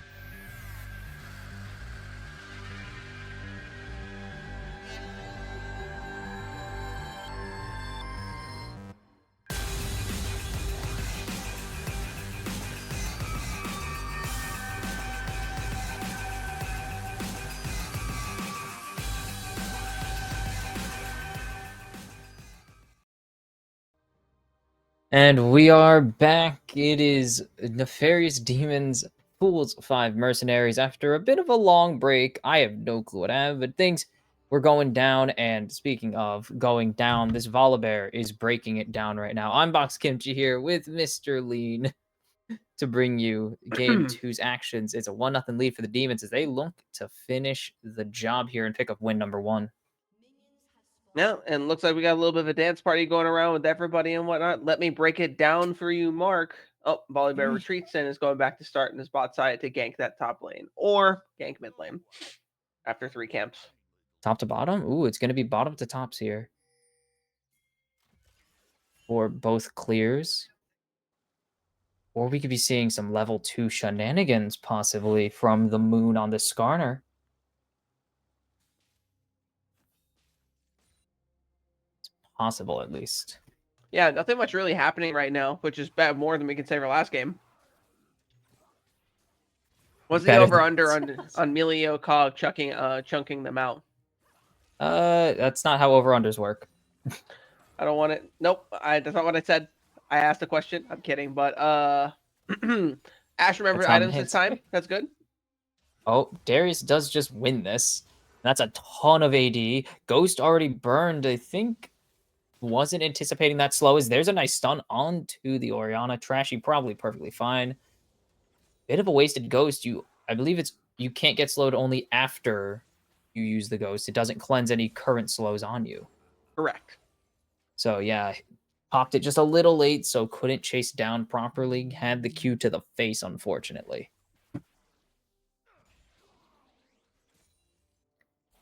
Cog is really itching to do the long range thing right there and just There start it is. tagging them. Got one. There's 2. Oh, 3. 3. Oh, and there's a stun. Actually, not that much damage. Very well placed from the Milio. Is Braum. He's just walking into a lethal tempo. Kog'Maw, not the best option there. And yeah, the over-under is over, I guess. It I happened. I don't know. You can't over-under a non-quantitative thing, but you did it, I guess. I quantitate. I can't even say the damn word. Darius, geez, words are hard. Darius, doing some quantitative damage to the. See, the good to news the is Skarner we can here. measure this. We can, we are about to measure the beat down. Skarner and Ivy are about to lay on Hoodie Man. The autos are coming out, and he throws another rock just like a different mid laner. It's first blood once again going over to the moon, and now Mundo is not able. He's just going where he pleases. The wall goes down, and Trashy, you're gonna have to flash, buddy. That. Clutch So out. I know there what it is. I know what Hoodie's trying to do there with the cheese and whatnot. Ooh. Flash doesn't have the Q, but has the E. The slow from the cleaver. The auto means it's feats of warfare in under 4 minutes. Speed running the thing. Fools 5 again claiming it. FF at 15. No, I'm kidding. Oh. The Anivia getting 2 kills there is pretty bad. I understand what Hoodie was trying to do there for trying to cheese the Skarner, but they were ready to respond to it. That's just. This isn't solo queue. That's a super risky play to make that relies on them not being coordinated. And this is comp. They're going to be coordinated. Well, the Orianna was there. I just think the Orianna actually got. I think Ori got caught up fighting Crockpot there. Yeah, he got caught up fighting Mundo Fighting at the that Mundo. point. Yeah, so it's just like they didn't have numbers there. Like it would have worked out if things just throw played. a rock. Moon. Come on. I don't think it's going to matter. The damage is there. Mundo goes where he pleases, so he's not going to get pulled. Crockpot pulls his first kill of the game, and driver's license continuing to be revoked, but it's a kill. Hey, look, man, if Uber's hiring, don't hire Moon. Don't. Yeah, don't. I'm not encouraging car accidents. But hey, all that is well that ends well because he still has, nearly 100% KP. I think he's sitting at 75. Oh. No Q. The stun just not in time. Nice electrocute. Oh my goodness. Yeah, that's why Anivia is despised. He just kind of chunks you constantly. There's nothing you can do about it. Oh, okay, Melio's got his reset cancel. That's fine. That's the member you don't want. That's the one you want to get reset canceled if someone has to. Yeah. I mean, Milio should have been standing in front, but whatever. It's the little things, you know? I don't like the positioning of that recall, but they got away with it. Crockpot just not getting to CS again. Repeats shades of game 1 there. But otherwise, much more even than game 1. Yeah. Well, with the exception of the 4 kills. But I digress. Top lane is at least going a little bit better. Oh, Oriana, the wall is there. Shockwave. Throw another rock. Are you quaking? You're quaking, buddy. Oh. And the moon picks up kill number 2. Senor Oriana with the sombrero does not work out this time, and as Volibear opts into a 1v2. Okay. Do they almost have the stun, don't they? The drive is Almost. almost available. No, they're not gonna be able to. Way too deep. Yeah, no, there's no need to go. That's what I'm saying. There's no need to go that far into their jungle. This was solo queue they were going. I know. Oh, 100%. I would have done it myself. I'm the As a gold jungler. player, I know gold players. Going for that. Oh, throw another rock. I didn't even think I was gonna hit, but it's not the best Mundo skin, but it's okay. Yeah, Corporate Mundo is really the one you want. No, TPA Mundo. I love throwing the trophy. Oh, I have that skin too. Yeah, it is. I'm also biased as a TPA fan, but that's besides the point. I guarantee you, no one besides the people on this cast know what TPA is, and maybe I like a love handful them. of people in the call. They're Type legendary. 1-1 worlds and never heard from again. They won Worlds and yeah, never again as oh, never mind. There is some good damage going down. Hasn't popped the ulti. Does get the little canister, I think it's called in game back. As Yeah, it is a canister. what is going on here? How have you sandwiched them in your own jungle? Braum stuck, can't jump over the wall, forced to flash away, but there's a lot of damage going on to Moon right now. Volibear also forced to flash in kind. What on earth just happened? How did the Nefarious Demons even get in this position? Yeah, like what are we, with the greatest respect I can muster, putting yourself in tight corners with an Anivia on the enemy team is wild, to say the least. They went for the invade, but what were they invading? There was a The blue Grom. buff wasn't. Yeah, the blue buff isn't up. There's Grom. Like that's what I'm saying. They're just going into their jungle to take a vacation. This isn't Cancun. You can't do that without setting certain things up. Because now Yeah, maybe No, they I'm got a on your little side. cocky after game 1. possibly. It is potentially there. But honestly, there is no angle. They're not pushed up. Yeah. Gooses and Cue Ball are at their turret, able to rotate safely because they aren't worried about losing wave control. There's no camps. What is happening there? They burn all their flashes now. Oh, arrow does connect. Great breath of life, though, and the denial of the push forward of the Braum. But now Volley has to just run. They have no flashes, though. They will at least get the flashes in kind, so they'll have them up earlier, but small Pyrrhic victories. Yeah, that is a very. Oh, speaking of Pyrrhic victories, here's Oriana getting chunked again. Oh, there's the fun ultimate. Very fun ability to face. Oh, you were Yeah. pushing? Wave control, baby. Blizzard. Woo! I hate press a this. button, and you lose. That's how this works. I push button, you lose wave. I hate this so much. It's like with Sintra. I always call her alt the outplay button because that's It what is the people outplay use it button. What do as. you mean? It only has a 15% execute when it's fully leveled up. Like, come on. Yeah, man. It's outplay. The Grubbos, the Kevins, I forgot what other weird nicknames we gave them at the start, but they're taken or will be taken by the Fools 5. So they'll have a 2-0 objective lead as Mundo gets his canister. Darius fully conquered up, though, and the fully stacked hemorrhage on top of it all. It's not going to matter. Crockpot just going to walk away. It's a little bit of an ego thing just to walk up to him and just hit him in his face for like no other reason than you could. I'll say there's You not get really a grasp reason for him to stacks. do it. There is stacks, and also it makes it a bit easier for him to farm the wave, especially because he's generally trading positive because he's Mundo. Yeah, if it were me, I'd just be waiting to get my heart steal. Then no matter what, I mean, you're look at getting his health something out of bar. the deal. Look That's how what I'm much saying. health he has even after the trade. Yeah, he just has so much passive healing. He can take pretty much any short trade as long as he doesn't just die for no Yeah. reason. He can't take those ones where Darius is able to get Conqueror full stacked and his passive off. He's got to keep it a little shorter than that. And he'll But be all right. this doesn't matter. Darius can't stack the Conqueror if he's dead. And there's the stack coming, or the hemorrhage coming out. But I don't think the dunk's gonna matter. It isn't at all. There's the I don't even remember the name of it anymore. But Mundo ult popped, and it's more than enough health. It doesn't cost a thing anymore on top of it all. And solo bolo. Oof, oof, oof, oof. Yeah. That Heartsteel's only going to exacerbate that problem. Hoodie is going to wish he used any other champion right now because there's not a person on the map he's going to be able to solo. But he's about to wish he was an ADC. Yeah. No one ever has said that sentence, but unfortunately, he will have to say that.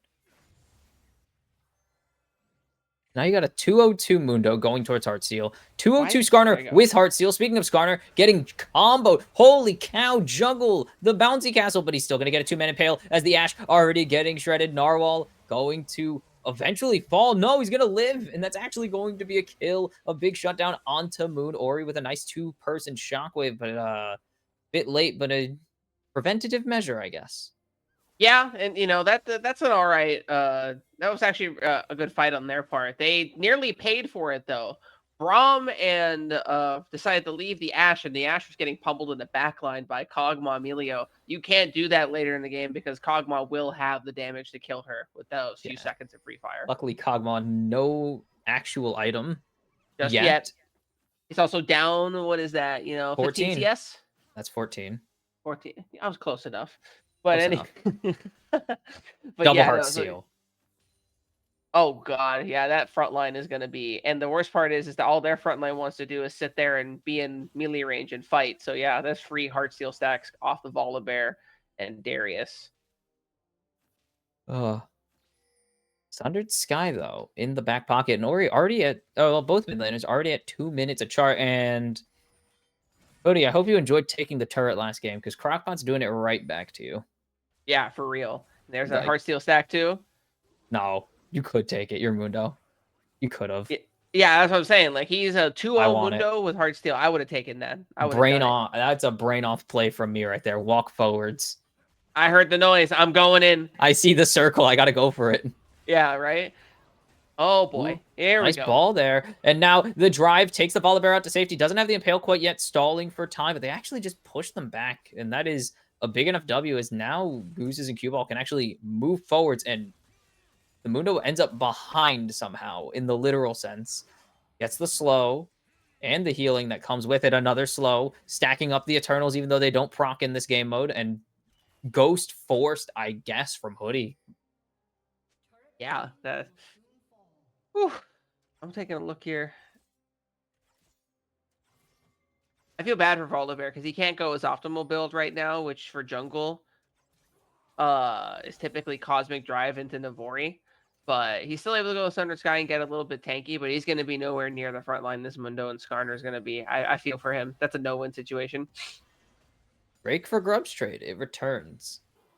The first time it wasn't here. This time it is here. So they will at least get a Drake, technically make it 2-1 in the objectives, but that feat of strength is about to despawn as the Grubbos up in the top side. The Kevins are being slaughtered.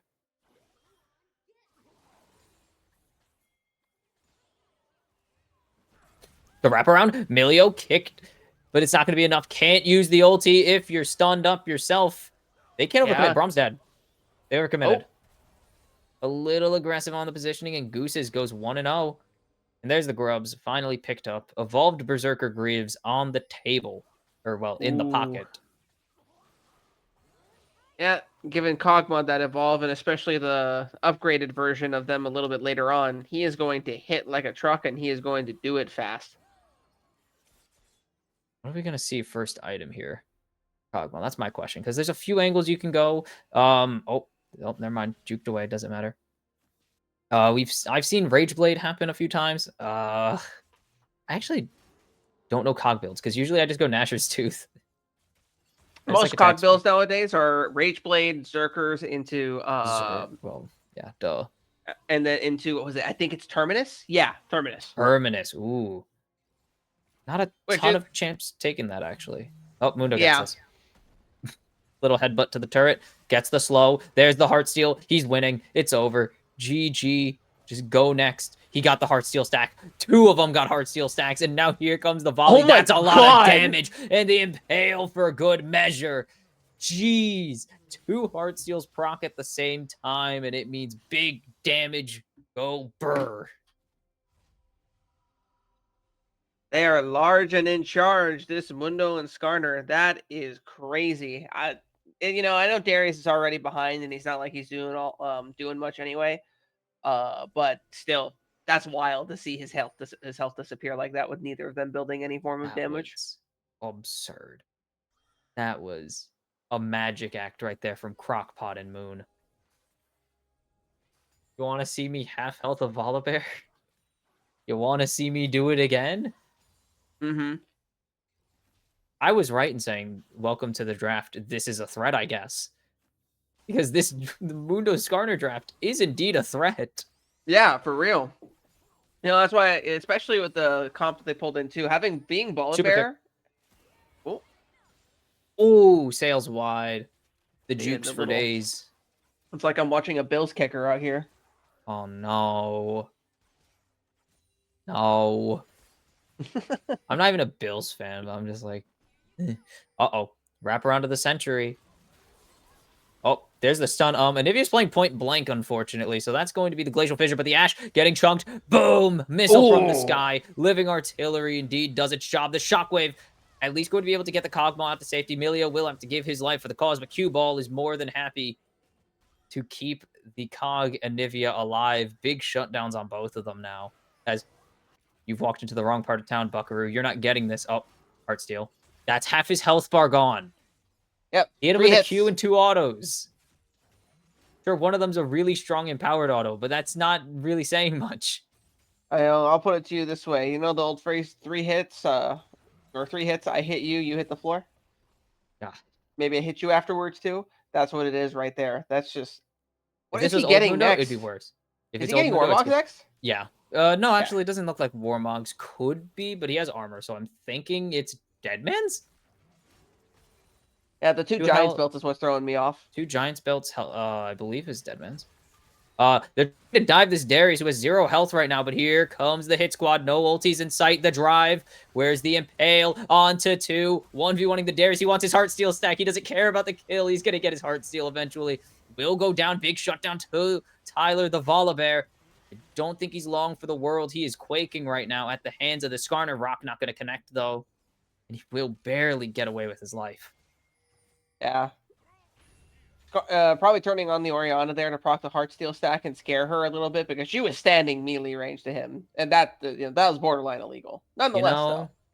I think they win that 3-0 if Crockpot doesn't fiend for the kill. That's true, too. My guy was fiending for the Darius kill. You've killed him 3 times. You don't need more. Yeah, in that situation, your target priority really should be anyone but Darius in that angle. He can't, because he can't re-engage. He is 1 health. If he engages again, he dies. So you really should just go for the Oriana in that situation. Agreed. He got his 1, though. Yeah, nonetheless, though, got his 1. That's all you can really Yeah. ask for, you know? Oh, drop cannon. Game over. FF. Oh, GG's. That's Drop crazy. cannon. Just FF. Couldn't be me, I'll tell you Oh, what. dropped the whole wave after. Bro was tilted after that. Jeez. Yeah, this is definitely a bit of a paradigm shift for these 2 teams here. And it looks like, based off this is going, we will have our second 3-game series. I don't know how the rest of the other games is done. I know one of them is already finished up. Just to give y'all a quick score update. Yeah, I don't have this information at disposal, so I wouldn't know. We have 3 games done so far. Legacy Esports Prime 2-0s CP Freaks, Glacial Void 2-0s Fools 5 Squires, and OSG Tactical Freeze 2-0s Hyperion White Rabbit. It's just like the real freaks getting 2-0'd. For real. Get dunked on. Guangdong freaks or DN freaks. Y'all lost to Brion. That's my boy. Those I don't know are my what boys. he's saying, but I agree with it. Look, they lost to everyone's favorite dank meme, Brion. Everyone's favorite Korean meme team is the Rift Herald charging down. You can't pull the Rift Herald, buddy. Yeah, I'm not And- too sure what that was about. 'Cause Volley now you going don't in, have and the pool Nivea- to follow Volibear. They're forced to Breath of Life, but they actually don't really have to worry about anything else. That's the actual only large CC spell you can Breath of Life. So, yeah, they're chilling up, and the turret's gone. Bonk. You didn't auto it. Oh?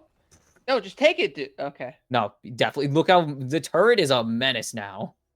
Oh, yeah, you're right. He doesn't wave anymore. These are real Unfortunately- turrets. Has So- Ghost. Can go where he pleases, so he will survive for now. Does the Anivia hit it?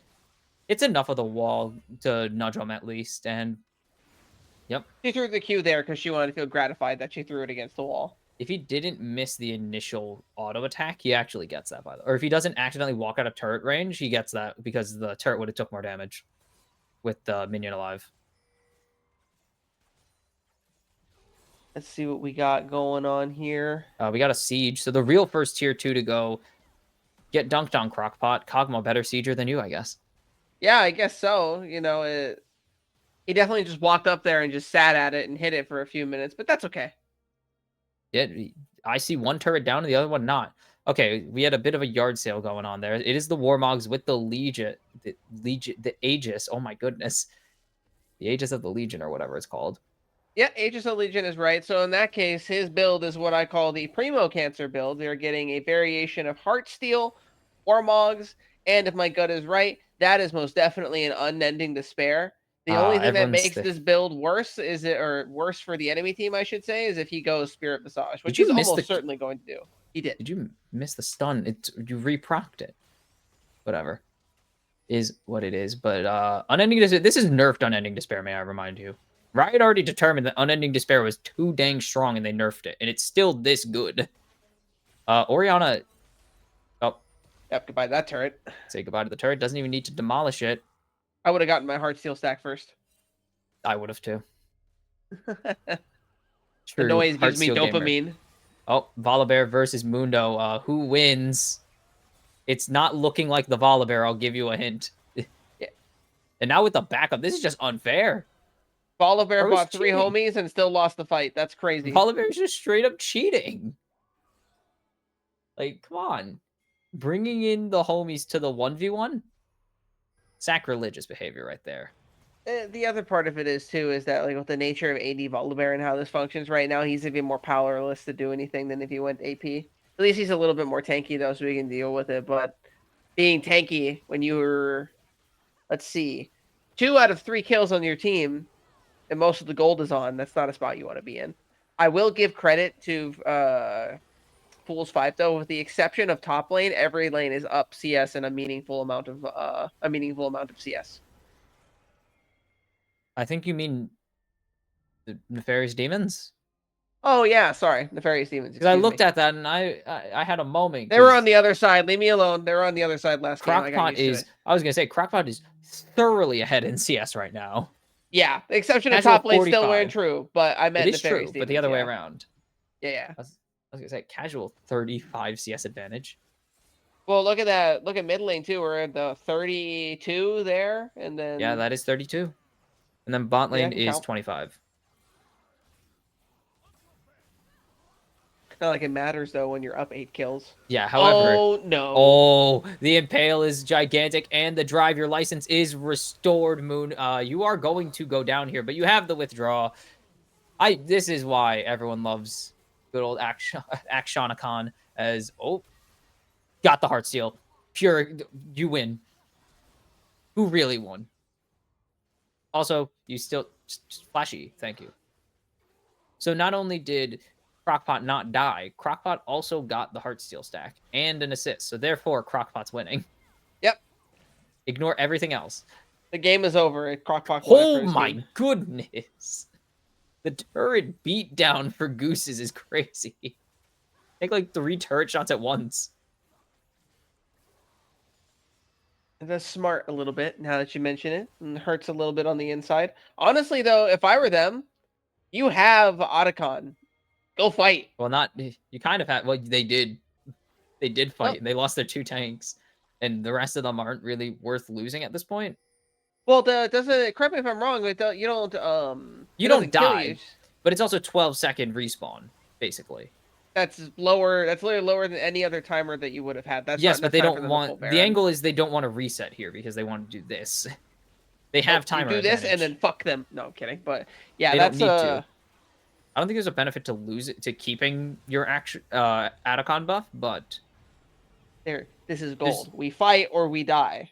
you do also give over 200 gold still. So it is buffed up from the measly 100 or 100 gold you would give over. Okay, so I didn't It is know still was buffed up. 2/3 of a Okay. normal kill. So it is actually Like I told you, I haven't seen any form of Otacon, this form of Otacon in forever. So since they adjusted it last, you are less incentivized to run it down your enemies. Run it down basically when given the Atacon. I keep saying Actionicon because that's voracious. Oh my goodness. Actionicon. What on earth is this? He has no AD. Bro. Riot. Doesn't matter. You are an Oh. 80 carry in the year of our Lord 2025. You're going down. Oh, go for it. Go for it. You won't. Okay, you got a different Heartsteel stack. It's fine. The Ori's out of reach. He has Grievous on him, by the way. Or had Grievous on him. Actually, Okay, I no, don't he know still about- does. Still does. That was And there it is. And finally goes down. 10 years. Yeah. Jeez. Get a load of that guy. It only took every damage dealing member of the team. As they're about to lose their base in exchange for the Mundo here. It's not looking good if you're on the side of the Nefarious Demons, as there's the ulti, but the drive turns into a stun. Somehow he got the stun off with that crunchy Curry Muncher. I can't read. Gets one more to go. The Impale absolutely whiffs. Goose is on a rampage. They just need a flash forwards. Finish the kills. It's a double. Is it going to be the triple? Yes, it is. It barely made it to the triple kill. Still egg intact. What on earth? What on earth? 180 from the previous game. Curry Muncher and company. I mean, huge part of Curry Muncher, but the Moon and Crockpot also critical to turning this one around with a double tank beatdown to even this series up and send it to a third and deciding game. Yeah, that's a very, very big thing for them to do here. 1-1 now. It is very funny to me that the team who picks the scaling comps, they're not just playing their win condition, going, all right, yeah, drag it out 30, 40 minutes, we'll be all right. They're winning lane, or like they're in control for most of the game, and this has happened on both sides now. It's a very I just love confusing. how much. Very What'd you say? confusing. Yes, it is very confusing. I just love how much damage Trashy has because Trashy was beating up an Anivia and double tanked the entire game. Yeah. And the worst part is the Mundo, remind you, who built no AD or any form of damage besides Heartsteel, pretty This much is nearly fine. matched her. It's fine. Second most damage Right. in the game. It's okay. It's fine. What's wrong with But this? yeah, so like the takeaway is definitely that the other team, whoever picks the more scaly cop, is benefiting because the former team isn't playing to their win condition. Fools 5 didn't play to their win condition the first 5 as well. There's no, granted, this was because the 80 carry forgot that Doran's Blade exists. There's Okay, no they didn't universe even where lose Isaiah's because of getting- that, actually. They did go and get Yeah. first blood. Yeah, the other part of it is too, she got chunked out early, and there's just other various little errors, especially with True. this game. Hoodie, I understand it's very fun for you to try and tilt the enemy player. Don't go into their jungle. Just stay in your lane, man. Actually, that was not the wrong play. The wrong play was, I guess, technically from Trashy there. For getting caught up on the Mundo. Yeah. Well, the other part of it too is that it naturally pulled other people up as well. Yes, There's of course. You have that push. po- It was the thing is Trashy had push, so Yeah. Hoodie thought it was the correct play in terms of doing the right actions in response to the what do you call it? To both of the lane states.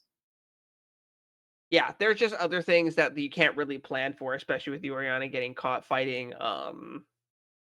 They were Skarner? definitely not expecting Mundo to just say, "Screw the wave, I'm going No. to go." This is gold. They're just gonna rotate. They don't They're care. gonna rotate and fight. They want to fight each other. Yeah, exactly. Well, that's what I'm saying, right? Like he's gonna come down and be like, you know what? Screw the wave because my jungler's getting screwed right now, and especially like that. That is very easy for Skarner to get put super behind because he's a very gold dependent tank, and then it's just become useless the entire game. Protecting your jungle there, and then you get a double kill for your Nivea out of it. That's just icing on the cake. Yeah, it is what it is. I would say it was the correct play, and it just kind of went wrong in execution. But there's definitely other angles where you could say he should have stayed in lane and tried to bully out the Mundo, but that is kind of difficult because it is Mundo. That is true. And not even bully out Mundo, just with the greatest respect possible, not go 1-6 in that lane. No one's expecting you to completely gap the guy, right? Because that's how Mundo works. But it definitely set him behind, and then Volley exploited that advantage time and time again on certain ganks. Is what it is. I don't think that's what C'est la vie means, but I don't speak French, but I do speak the language of English, and I can tell you in English that we are going to take it to a short break as we will go to game 3 after Fools 5 Mercenaries even up this series and send it to the decider.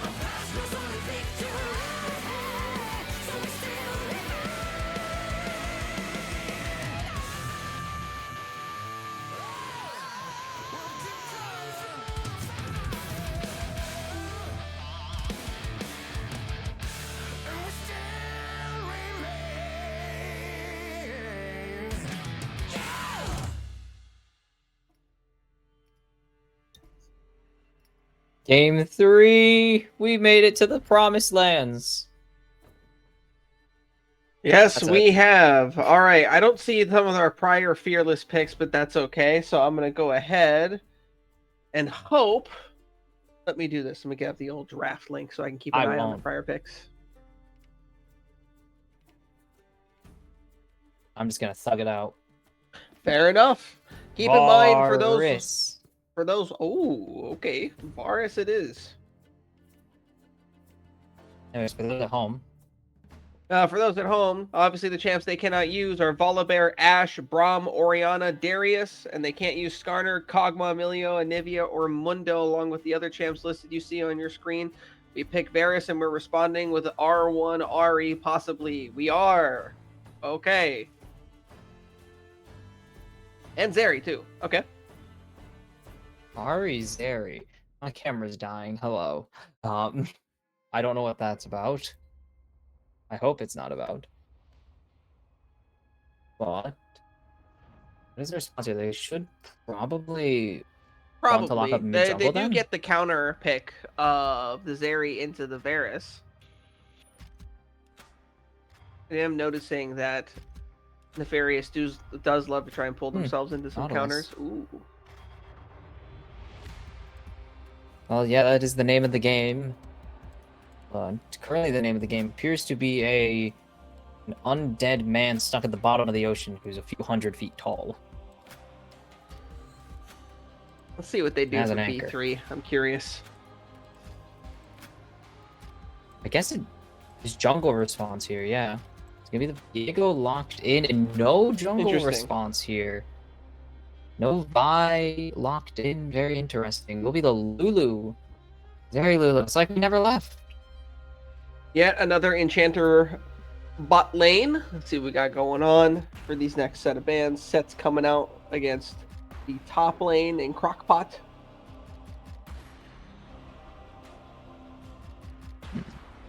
It's not quite Zeri Lulu, Varus Ash, or yeah, Varus Ash. We're quite close though. 3 out of 4.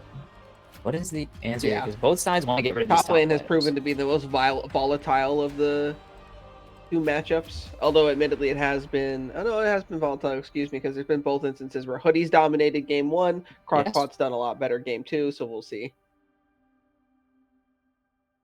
Yasuo. Is this? I Are they putting don't Yasuo think top? that's.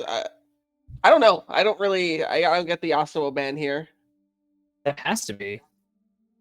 Yeah, unless they are really worried about Yas top, there's no ND reason for with them to go again for with the this. Azir ban. Maybe I'm looking at the wrong OP.GG because I'm pretty sure I haven't seen Trashy play it. But like I said, could be blind. That's okay. We got an Azir ban, and they banned Vi. Nocturne was taken out of the rotation a little bit earlier back in phase 1. Let's see what R4 is. No surprise if Vi is banned. No course surprise not. Vi is banned with Ari on the table. They still have Zin, and it's what? Please tell me this is not locked in. It's locked in. Rammus. Yeah. Yeah, I don't. Indeed. I'm not necessarily a big fan of the Rammus pick, but Not- okay, if they're comfortable on it, it will certainly dissuade Fools 5 from taking. Oh, we slam Mordekaiser. Okay. Yeah, just strong top laner. Pretty much can solo anyone he needs to as long as he gets an advantage. That's kind of the key to his success, unfortunately. That you need to get him his lead, because otherwise he just kind of is a walking duck, though he does benefit from having fed enemies as well. Don't feed, obviously. That's not the answer. What do they round this out with? They have a mid laner, and it is... Is it going to be locked in? It is. It is the Prophet of the Void, Malzahar. Okay. I don't think that's actually what he's called, but... I forget what he is, but the Void is something about the Void is correct. So for this, looking at this here, I definitely say I'm a bigger fan of. Okay, yeah, sure. I don't think that blocks Mortality. It does. It does? Okay. Mortalt has a lot of weird interactions now. They just removed QSS from it recently. Yeah, right. Recently. Oh, that might be why. A I year take ago. that back. I'm gonna just Google this. That's the easiest answer is to Google this. See, Not the thing that is, we're not Olaf. like other casts. Yeah, I'm looking at it here. It looks like. Yeah, it changed. You're right. It changed. I have to check because it actually is it's not specified. No, this He is is- changed. They made the Mord's ult itself. It's inescapable once you're inside it. So I know, but I don't know if it also blocks it initially. no. Okay, so it doesn't Does block not it block it. initially, and you can't cleanse it Yeah. because it is not a crowd control, which yeah makes sense. It was a good counterplay, but it also is not CC technically. Yeah, as far as I remember, the only one that really like stops it beforehand now is if you go unstoppable. Like if a Mordekaiser does it in the middle of volley barrel thing and stuff like that. And I do want to say that like this is a very heavily favored Olaf matchup. I've never seen Hoodie play Olaf, but that doesn't necessarily mean anything either. Never seen it, but it's possible. Yeah, so top lane's pretty favored towards Nefarious. But I gotta say, I prefer Fools 5's team fight just because they have a more cohesive identity. And I will admit, it is the Bronzodia identity of I press my ult at you and you die, especially in the case of Malzahar and Viego. But I digress. This is kind of a tough draft, honestly, into the Malzahar when you look at it, because Ari and Zeri, what are they going to do? Like, they cannot engage until Malzahar ulti is gone. The other part of this is that like Nefarious Demons is very obviously banking on being able to send Rammus or Olaf or perhaps both into the backline. One of them with Ari more than likely to get after that Varus and Malzahar. But with Viego able to put down that CC, Mordekaiser ult, and obviously the very always fun Nautilus screen wide hook. Just dodge I it. just don't. I just don't know how Nefarious Demons kind of pulls this off. However, we've been doubters before of them, and they worked it out. So we'll have to see. We'll indeed have to see, as we are, I believe, in spec delay. So we will throw it to a quick break, and we will be back with the final game of the day. Stick around for that one.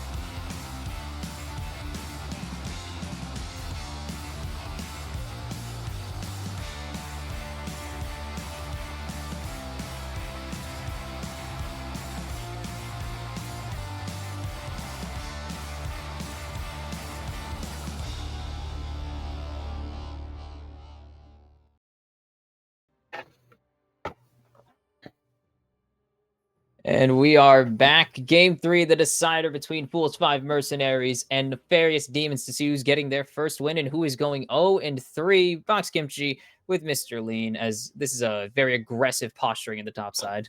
You know, and I really do feel for Hoodie, who is probably not going to see it coming until right now. He is right there. He's not going to see them until it's way too late because they sweep him and Hoodie's dead. Never mind. He burns the flash. Leaves. And go. Whew. Cooked. We're cooked. Wow. He blew both. That's Brutal. okay. Only need to burn one. Yeah. To make up the mind. Honestly, with the way Nautilus aimed that hook, he could have popped the ghost and probably have been fine. Yeah, but better safe than Safe. sorry. Always pop Yeah. flash. Safe than sorry. Honestly, pop flash before ghost in the situation if you really wanted to. Yeah. So, definitely not ideal from your Olaf lane, but hey, the fact of the matter is, all Olaf has to do is hit 1Q, and he immediately wins every fight. This Varus is going to be feasting with this Nautilus here. Without the Nautilus here, not so much yet. As oh, yes, more Broloff. Chug, chug. I casted Broloff last week. I'm casting Broloff this week. I'm thrilled. Yeah, we'll see if the Olaf can start turning things into a very favorable lane for him. So far, Mordekaiser does not appear to be taking the bait of fighting him. I could be wrong. We'll see.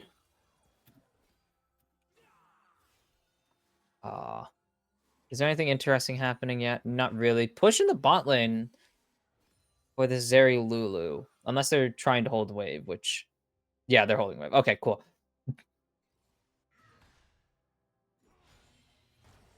Yeah, look at top lane, misses the E. That's unlucky. Oh, and yep, there's the Mordekaiser. The legendary, you can't play the game anymore passive. 3 auto attacks and the big field of doom appears. Yeah, we'll have to see if he wasn't sitting there fighting in his wave. The Olaf might actually be able to do something there, especially. Ooh. Big electrocute proc, but just returning kind. The Malefic Visions are truly malefic. Summonary. Exactly. That and Summonary. Woo! That hurts more than you think. Does. And it keeps reprocking. Oh, I love it. I hate it, but I love it in this case.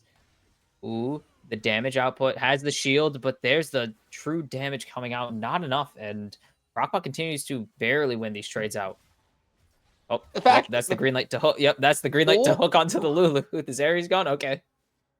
The fact that Olaf is even like these trades are close and that he's losing them in a way should speak volume. Never mind, he's getting ganked. Don't worry about it.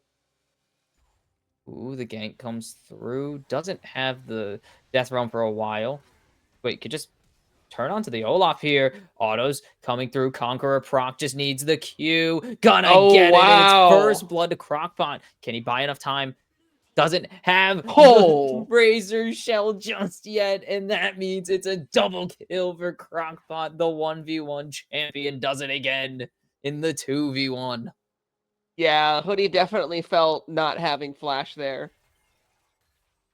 Oh, and that, yep, there's the Flash Ghost punishment coming in perfectly on time is in the bot side. Great play by Moon to continue the punishes. Look at the chunking. Didn't need to take the turret shot. Probably not worth the one auto attack onto the shield. But still a big win.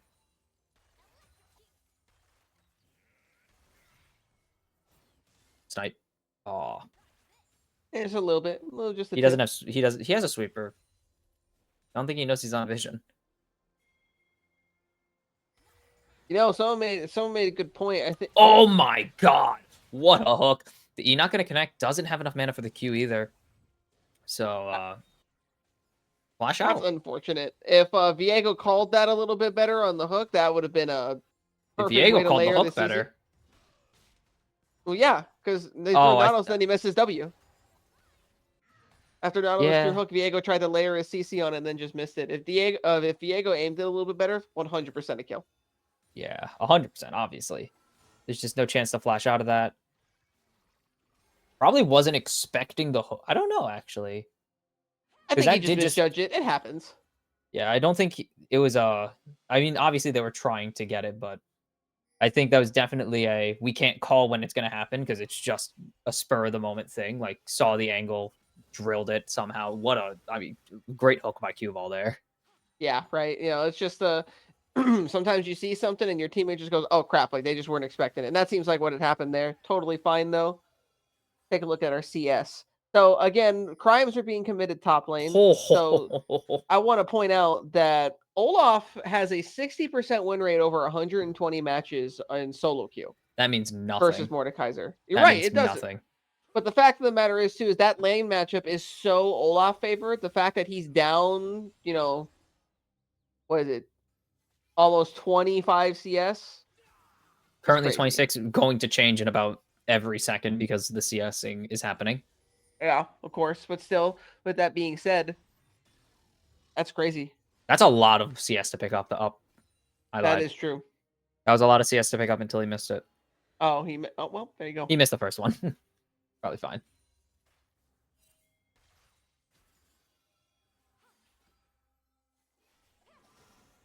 Let's see. Shield popped. Gets hit by the true damage. There you go. Grubby's going down. The Kevin's giving over the first set of objectives to the Fool's Fives. They are going to lose out on first Drake. It's only an Ocean. Single Ocean Drake, not super important, as Olaf is taking a ton of damage from those isolated Qs up in the top lane. And the big shield means you can't do anything about it.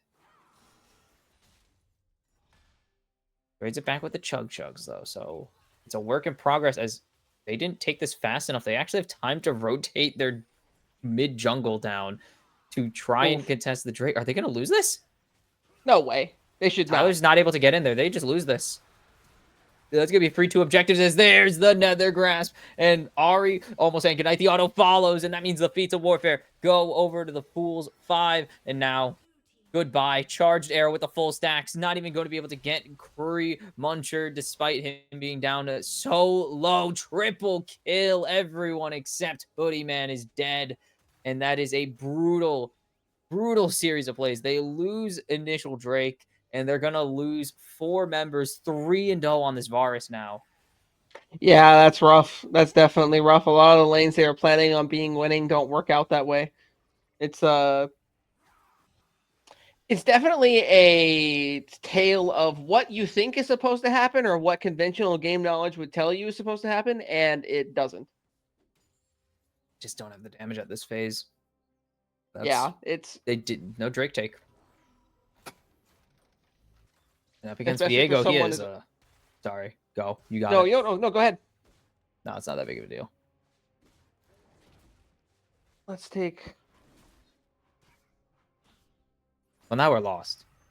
No, We've lost. I'm looking at it here because if we're going over, I'm trying to find something positive for the side of Nefarious Demons, which is why the silence is there. They're just in a really rough spot, and there's not a way. There's a pretty hard. It's pretty harsh to identify a way to get them back into it that isn't just, for the love of God, hope you catch someone out doing something silly and pick them.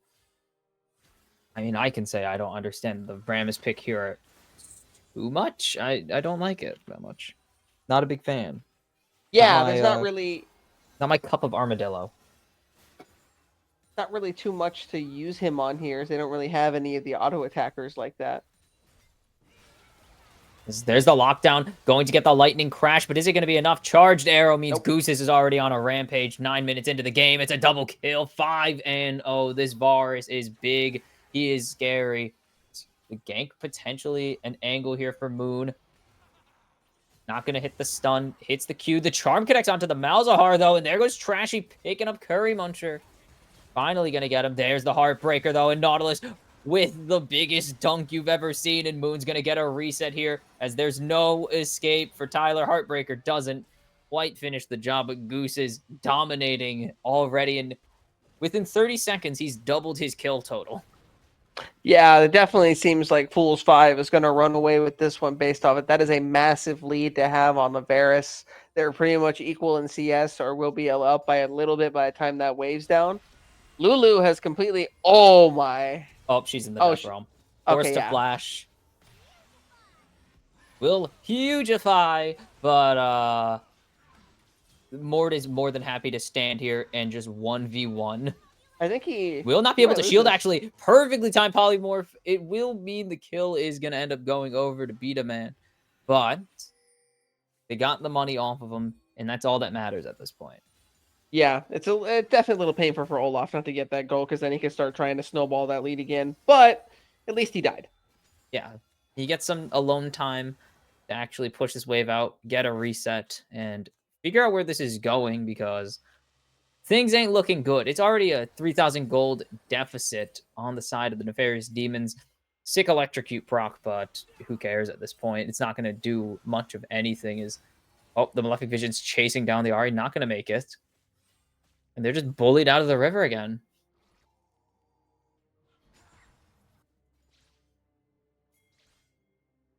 Robos started. This will be the feats of monster slaying, and meaning the feats of strength will go over to Fools 5 for... Oh, no, they didn't get it the first game. For the second time this series, as they did get that first strike from the cold, dead hands of the Nefarious Demons indeed, and that will be the upgrades available on the boots. Yeah, definitely big for them. Just continuing to build upon that lead. The feats of strength are definitely something that are at least nice to have, at least with the upgraded boots. What is the angle for them? They're down 20 in jungle. They're down 16 in top lane. That's 14 in mid currently. They're up 3. Oh, Hook not going to connect. They're up 3 in the bot lane. And down 5 in support, truly the most important of deficits, as there comes the Nautilus with the power ball. Not going to hit the lottery. Instead, finding the Nautilus. What a hook! Perfectly timed, perfect cancel, though, on the Nethergrass. But there's the charm not connecting, and that's going to be 2 forced ultis to disengage. That's just what we call an absolute win on the side of Fools 5 Mercenaries. Yeah, they're having to burn a lot just to stay alive. Anytime they need to stop trying to go for these plays, too, because Fools 5 is my goodness! Cue Ball putting on a clinic on this Nautilus, and he's going to be able to live. This should be more than enough to finish the job there, as Curry Muncher, I think, got sniped. He did indeed. By the turret. Dang. And the kill goes over to Rammus, too, which is probably the last person you wanted to go on in that exchange. Yeah. Yeah, with how behind this Rammus is, the last person that should be getting these kills. Yeah, a lot of this is just bad into worse for Nefarious Demons. It is bad into worse, because they gave the kill... Oh, the kill allocation's brutal there. Rammus was the last one alive, so going to be able to pick up that last bit of damage with the Bramble. don't think you win this. No matter how much you chug Broloff, there is no winning that trade. But Yeah, Malzahar and Viego getting a kill in exchange for Rammus getting a kill, you take that any day of the week. absolutely. Especially the way Viego's able to snowball once he gets a little bit of a lead. All of a sudden, he can be running around that map like a chicken with his Oh head cut no, off. they didn't see it happening. Lightning crash onto 2. Maybe the polymorph is enough. Here comes the backup. Zeri solo. Nice route there to cancel the Powerball. And going to be able to Spider-Man out to safety for now. But can it be enough here? It will be more than enough. And Here comes they Viego for the continue to counter. just small wins. Oh, Viego, if Moon can find this angle, it's over. Actually does have Heartbreaker. So if Zeri missteps, it is quite literally over for Vampiric Narwhal. But everyone's just gonna leave. It's gonna just be really chill.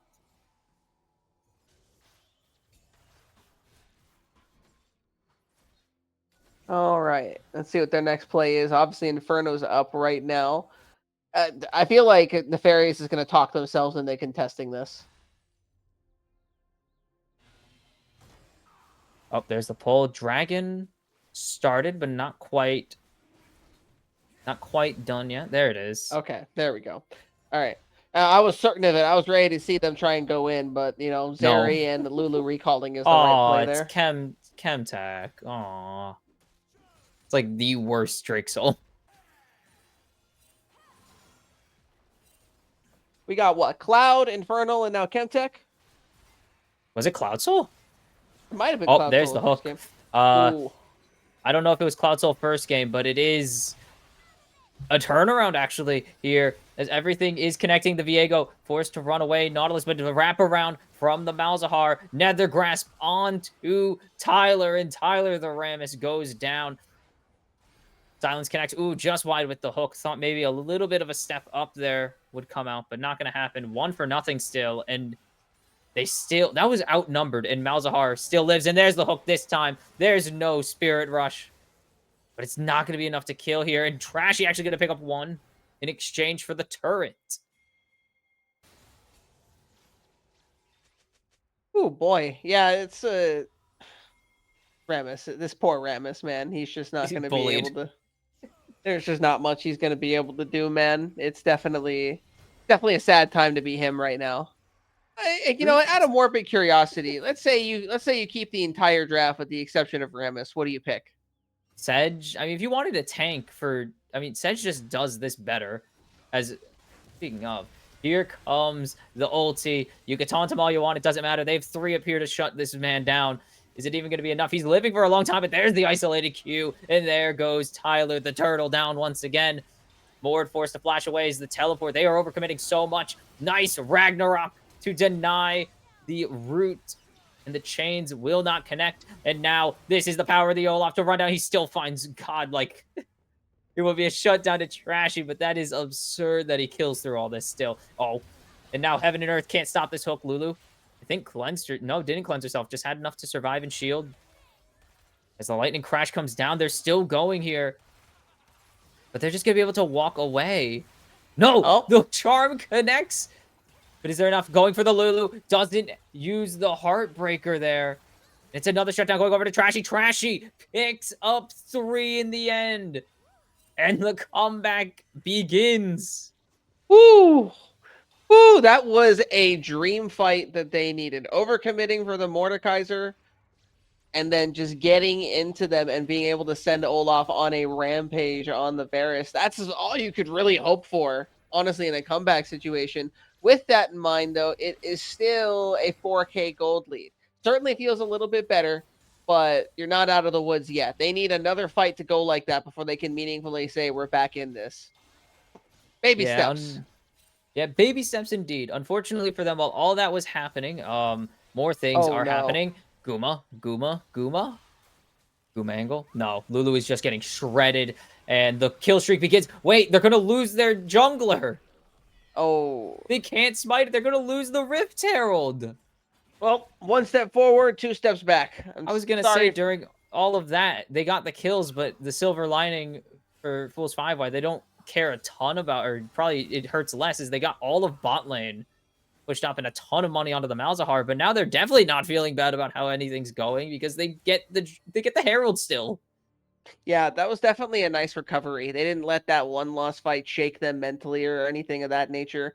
They just got back to it, went back up the same way, made sure Varus didn't get run on because, well, Olaf wasn't there, and just managed to corner out Remus. That's all you could really hope for. Great response by them. Just yeah, one step forward, two steps back. They finally got something to go their way, and it still bites them in the end. Oh, And dive is coming. uh-oh. Now you're staring at a 2-item Ari, big or 2-item Malzahar, big burns. This is almost 2-item Viego. What on earth is this build? Is this collector? 2-item. Yeah, that Oh, looks this is like also collector. I mean, it could be a lot of items. Actually, no, it can't be. It's collector. But 2-item Varus is the scariest part. 8-in-1 Rageblade Bork and upgraded Greaves. Yeah, that's Oh, very scary. Flash ult. And no cage rolling here. Not gonna cancel it. Gonna get this turret and the Ari on top of it. And Trashy's pop off is denied. And can you say Malzahar just outplayed him? Yeah, big out. Oh, Big outplay. big Very big skillful. skill outplay right there. Yep. Yeah. Flash R. Look, we've seen how hard Flash R can be. We've seen pro players. Like, we saw the pro players cancel it before. Cage roll. That's like his only career highlight, unfortunately. He's canceling Malzahar ult. If His you're known flash for one ult, thing, yep. Flash ult Don't- and retiring. don't ever do that. If you want to be He known for canceled one it. thing. He canceled it. Oh, no. All right. Rift Herald crashing down. Shelly's having a good time. Nice smite for Tyler, but he's also... Actually, he's not any levels down. He's just items. That's impressive, honestly, for him not to be levels down. He's definitely been catching waves and trying to keep that XP advantage. Or not, sorry, keeping that XP gap a little not as wide as the gold gap, I should say. I'm trying to find a silver lining for this Zeri, but it's just... Despite being up CS, it doesn't matter. You just can't get involved in these fights, and because of that, this Varus is wildly in the lead, and it's just... What do you do? Yeah, this is definitely a damned if you do, damned if you don't situation for the Zeri. Everything is pain and sadness. Trashy has to be the savior here.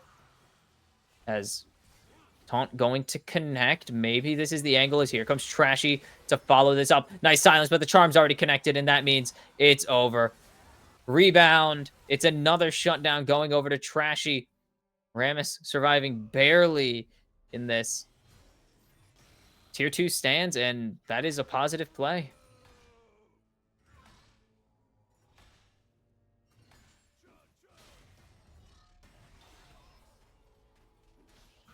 Okay. Let's see what we got up here. Otacon's obviously up. Which variation it is, I can't tell because I'm never able to tell. Not really too many more objectives on the map. We got Dragon coming up in the next 3.5 minutes, and I think that's Baron That's- since they already grabbed Rift, oh. so it's their 3 minutes for both. Yes. I was confused. It is Ruinous Atacon, though. Thank you. Always Ruinous Atacon. Never anything else. Not in this elo. They like violence. I love violence. We have a Sunfire eventually, and I think that's Sundered coming out for Hoodie Man. The farming just hurts me, especially looking at mid lane. He is 60 CS behind. Yeah. Oh, it's getting tough.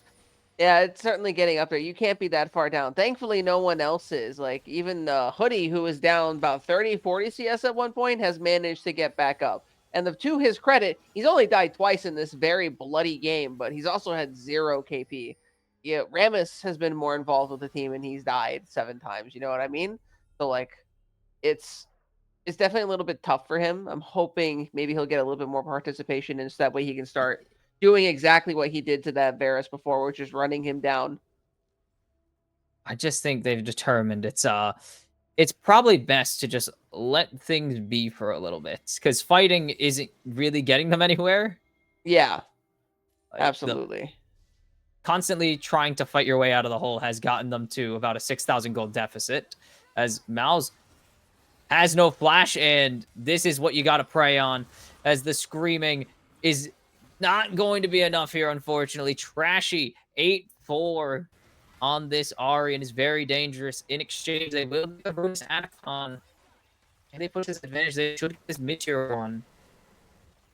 Yeah, Malzahar, maybe the third time will be the charm, but generally after people get ganked of going out in their lonesome in the long lane versus Ramasar, they don't do it again. But we all have our learning moments, so fingers crossed that's another one, because that's cost them now, and will continue to cost them if he doesn't respect their pick potential with Ramaston. Yeah, it is the second or third time, as you mentioned, that Curry's just been way too far forwards for no particular reason. Has gotten caught out, and that's really the only thing that the Fools 5 have been losing off Yeah, of. they're just not where they're supposed to be in certain areas. Now, will they likely be fine? Sure. You just, especially with Tracy having as much gold as he have and being down CS in the same vein, don't give him more kills. And don't give the Rammus any money either. It's 3 items. Especially because a lot of these kills are shutdowns, just how strong the early game was for Fools 5. A lot of the kills Yeah. they gave over early were shutdowns. So it is not a great idea to keep feeding Trashy more kills, because you haven't, as you mentioned, again, you've had lane advantage in and out of laning phase. And the whole team is just massively ahead. There's no reason for them to just keep kind of getting caught out of position. This is a safe shove, of course, because you know that they need to go for Drake here, or else the demons will just hand over Drake Soul. It's not a great Drake Soul, but Drake Soul is still Drake Soul. Like, all of them have a positive win rate for obvious reasons. What a charm there! And now half health Viego forced to flash away into the shadows. Lord ulti onto the Rammus, if I'm not mistaken, but there's the Olaf just running at the Varus, but he doesn't have the health, he doesn't have the lifesteal. Ari trying to finish the job. Trashy will find one. Zeri is now unleashed, possibly, but immediately shut down. And while all this is happening, the rundown of every member of the Nefarious Demons. Furry Muncher is just shredding the base to pieces. They'll get the Drake Soul, and they're going to get an inhib to go along with it. They know Tyler's going up, but I don't think they need to worry about him. Nether Grasp is available. He has so much damage. Flash ulti if he wants, and that is the end of Tyler, and that might be the end of the game. Yeah, that's wow. The Malzahar split push. Keep in mind that Nefarious lost that fight 4v5. Just very messy team fighting in a very messy No early game. teleports used up to the top side to end the game here for Crockpot, huh? I feel like they should have. I think with Crockpot they end the game. Yeah, I agree. It's very painful to yeah. lose that fight without Malzahar there. That hurts. Definitely very brutal to not close the game, but not be able to close out a fight 4v5 and lose your base for it. Yeah. They should have teleported up there, because he's not needed for any of the things that happened afterwards. I think they legit would have won. Yep, that's what you get for checking you can't check your jungle at this phase of the game. You gotta wait for someone to be with you, especially as someone as squishy as Lulu. If you were like Hoodie Man, you could run away. Lulu can't. You should not be checking this alone, and you're gonna lose the Baron for this.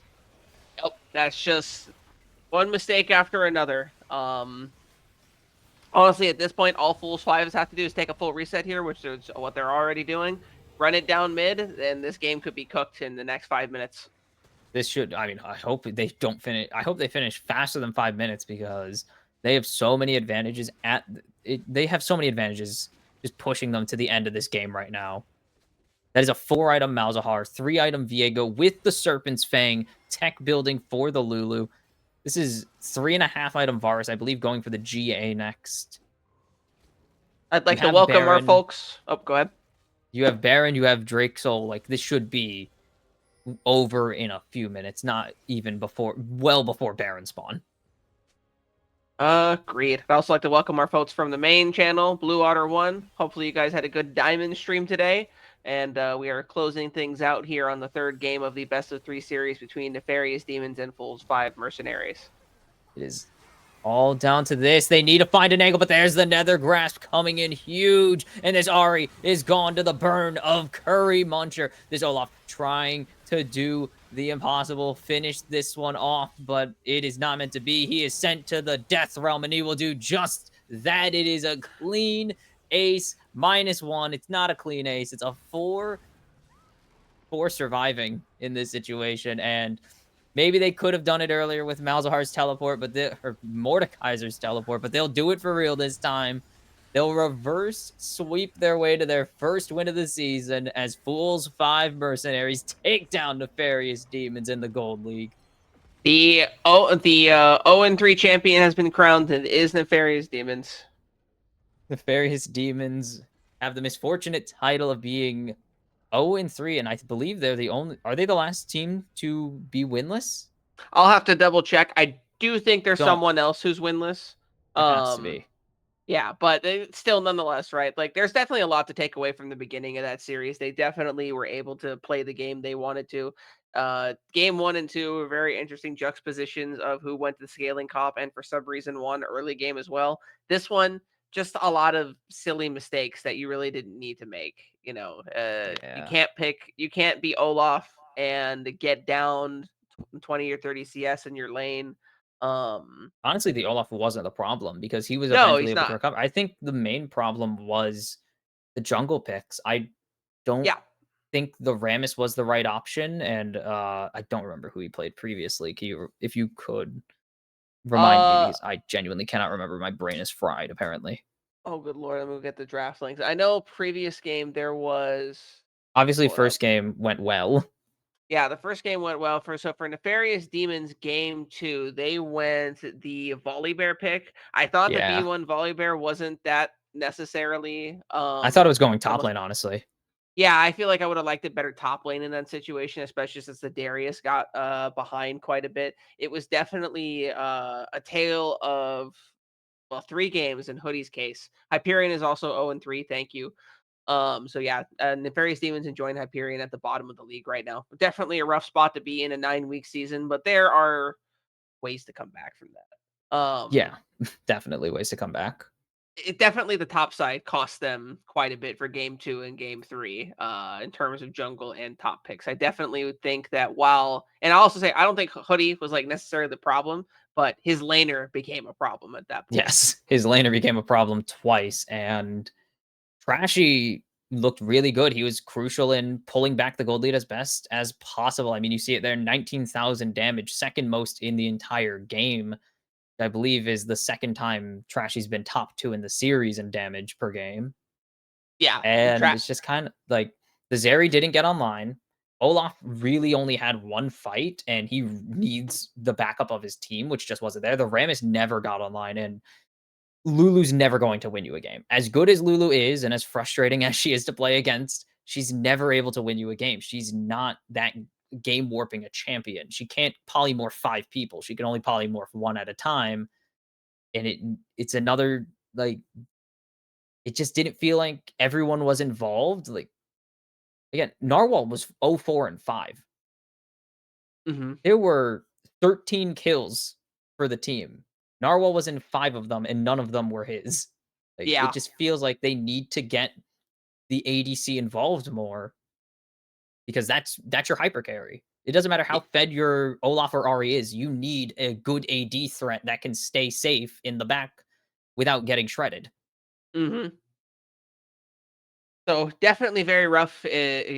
Watching the counters necessarily lose in this space was also kind of is a bit of a feels bad because if you're looking at it based off of solo queue metrics, which obviously isn't the be all end all, but like generally in these matchups, when Zeri and Olaf are encountering these people on the other side, to win in their favor. But they'll get back to it next week. They'll be okay. I think the Yeah. Nefarious Demons will close out their next series. Like, game 1 I was haven't very good. looked at the schedule though, so There were very good flashes. Obviously, that mid game actually looked really good especially for a team that was down like 6K. yeah. And all of game 1 looked incredible. They stomped game 1. They looked really good. So it's not like it's a funeral march for the rest of the season. They definitely can win games. They just got to put it together 2 out of 3 times in a night, and they'll get past it somehow. Absolutely. Well, with that in mind, ladies and gentlemen, that concludes our Week 3 edition of the Blue Otter League Gold division. Thank you for tuning in. Please stay safe. Have a good rest of your night, and we'll see you back next week.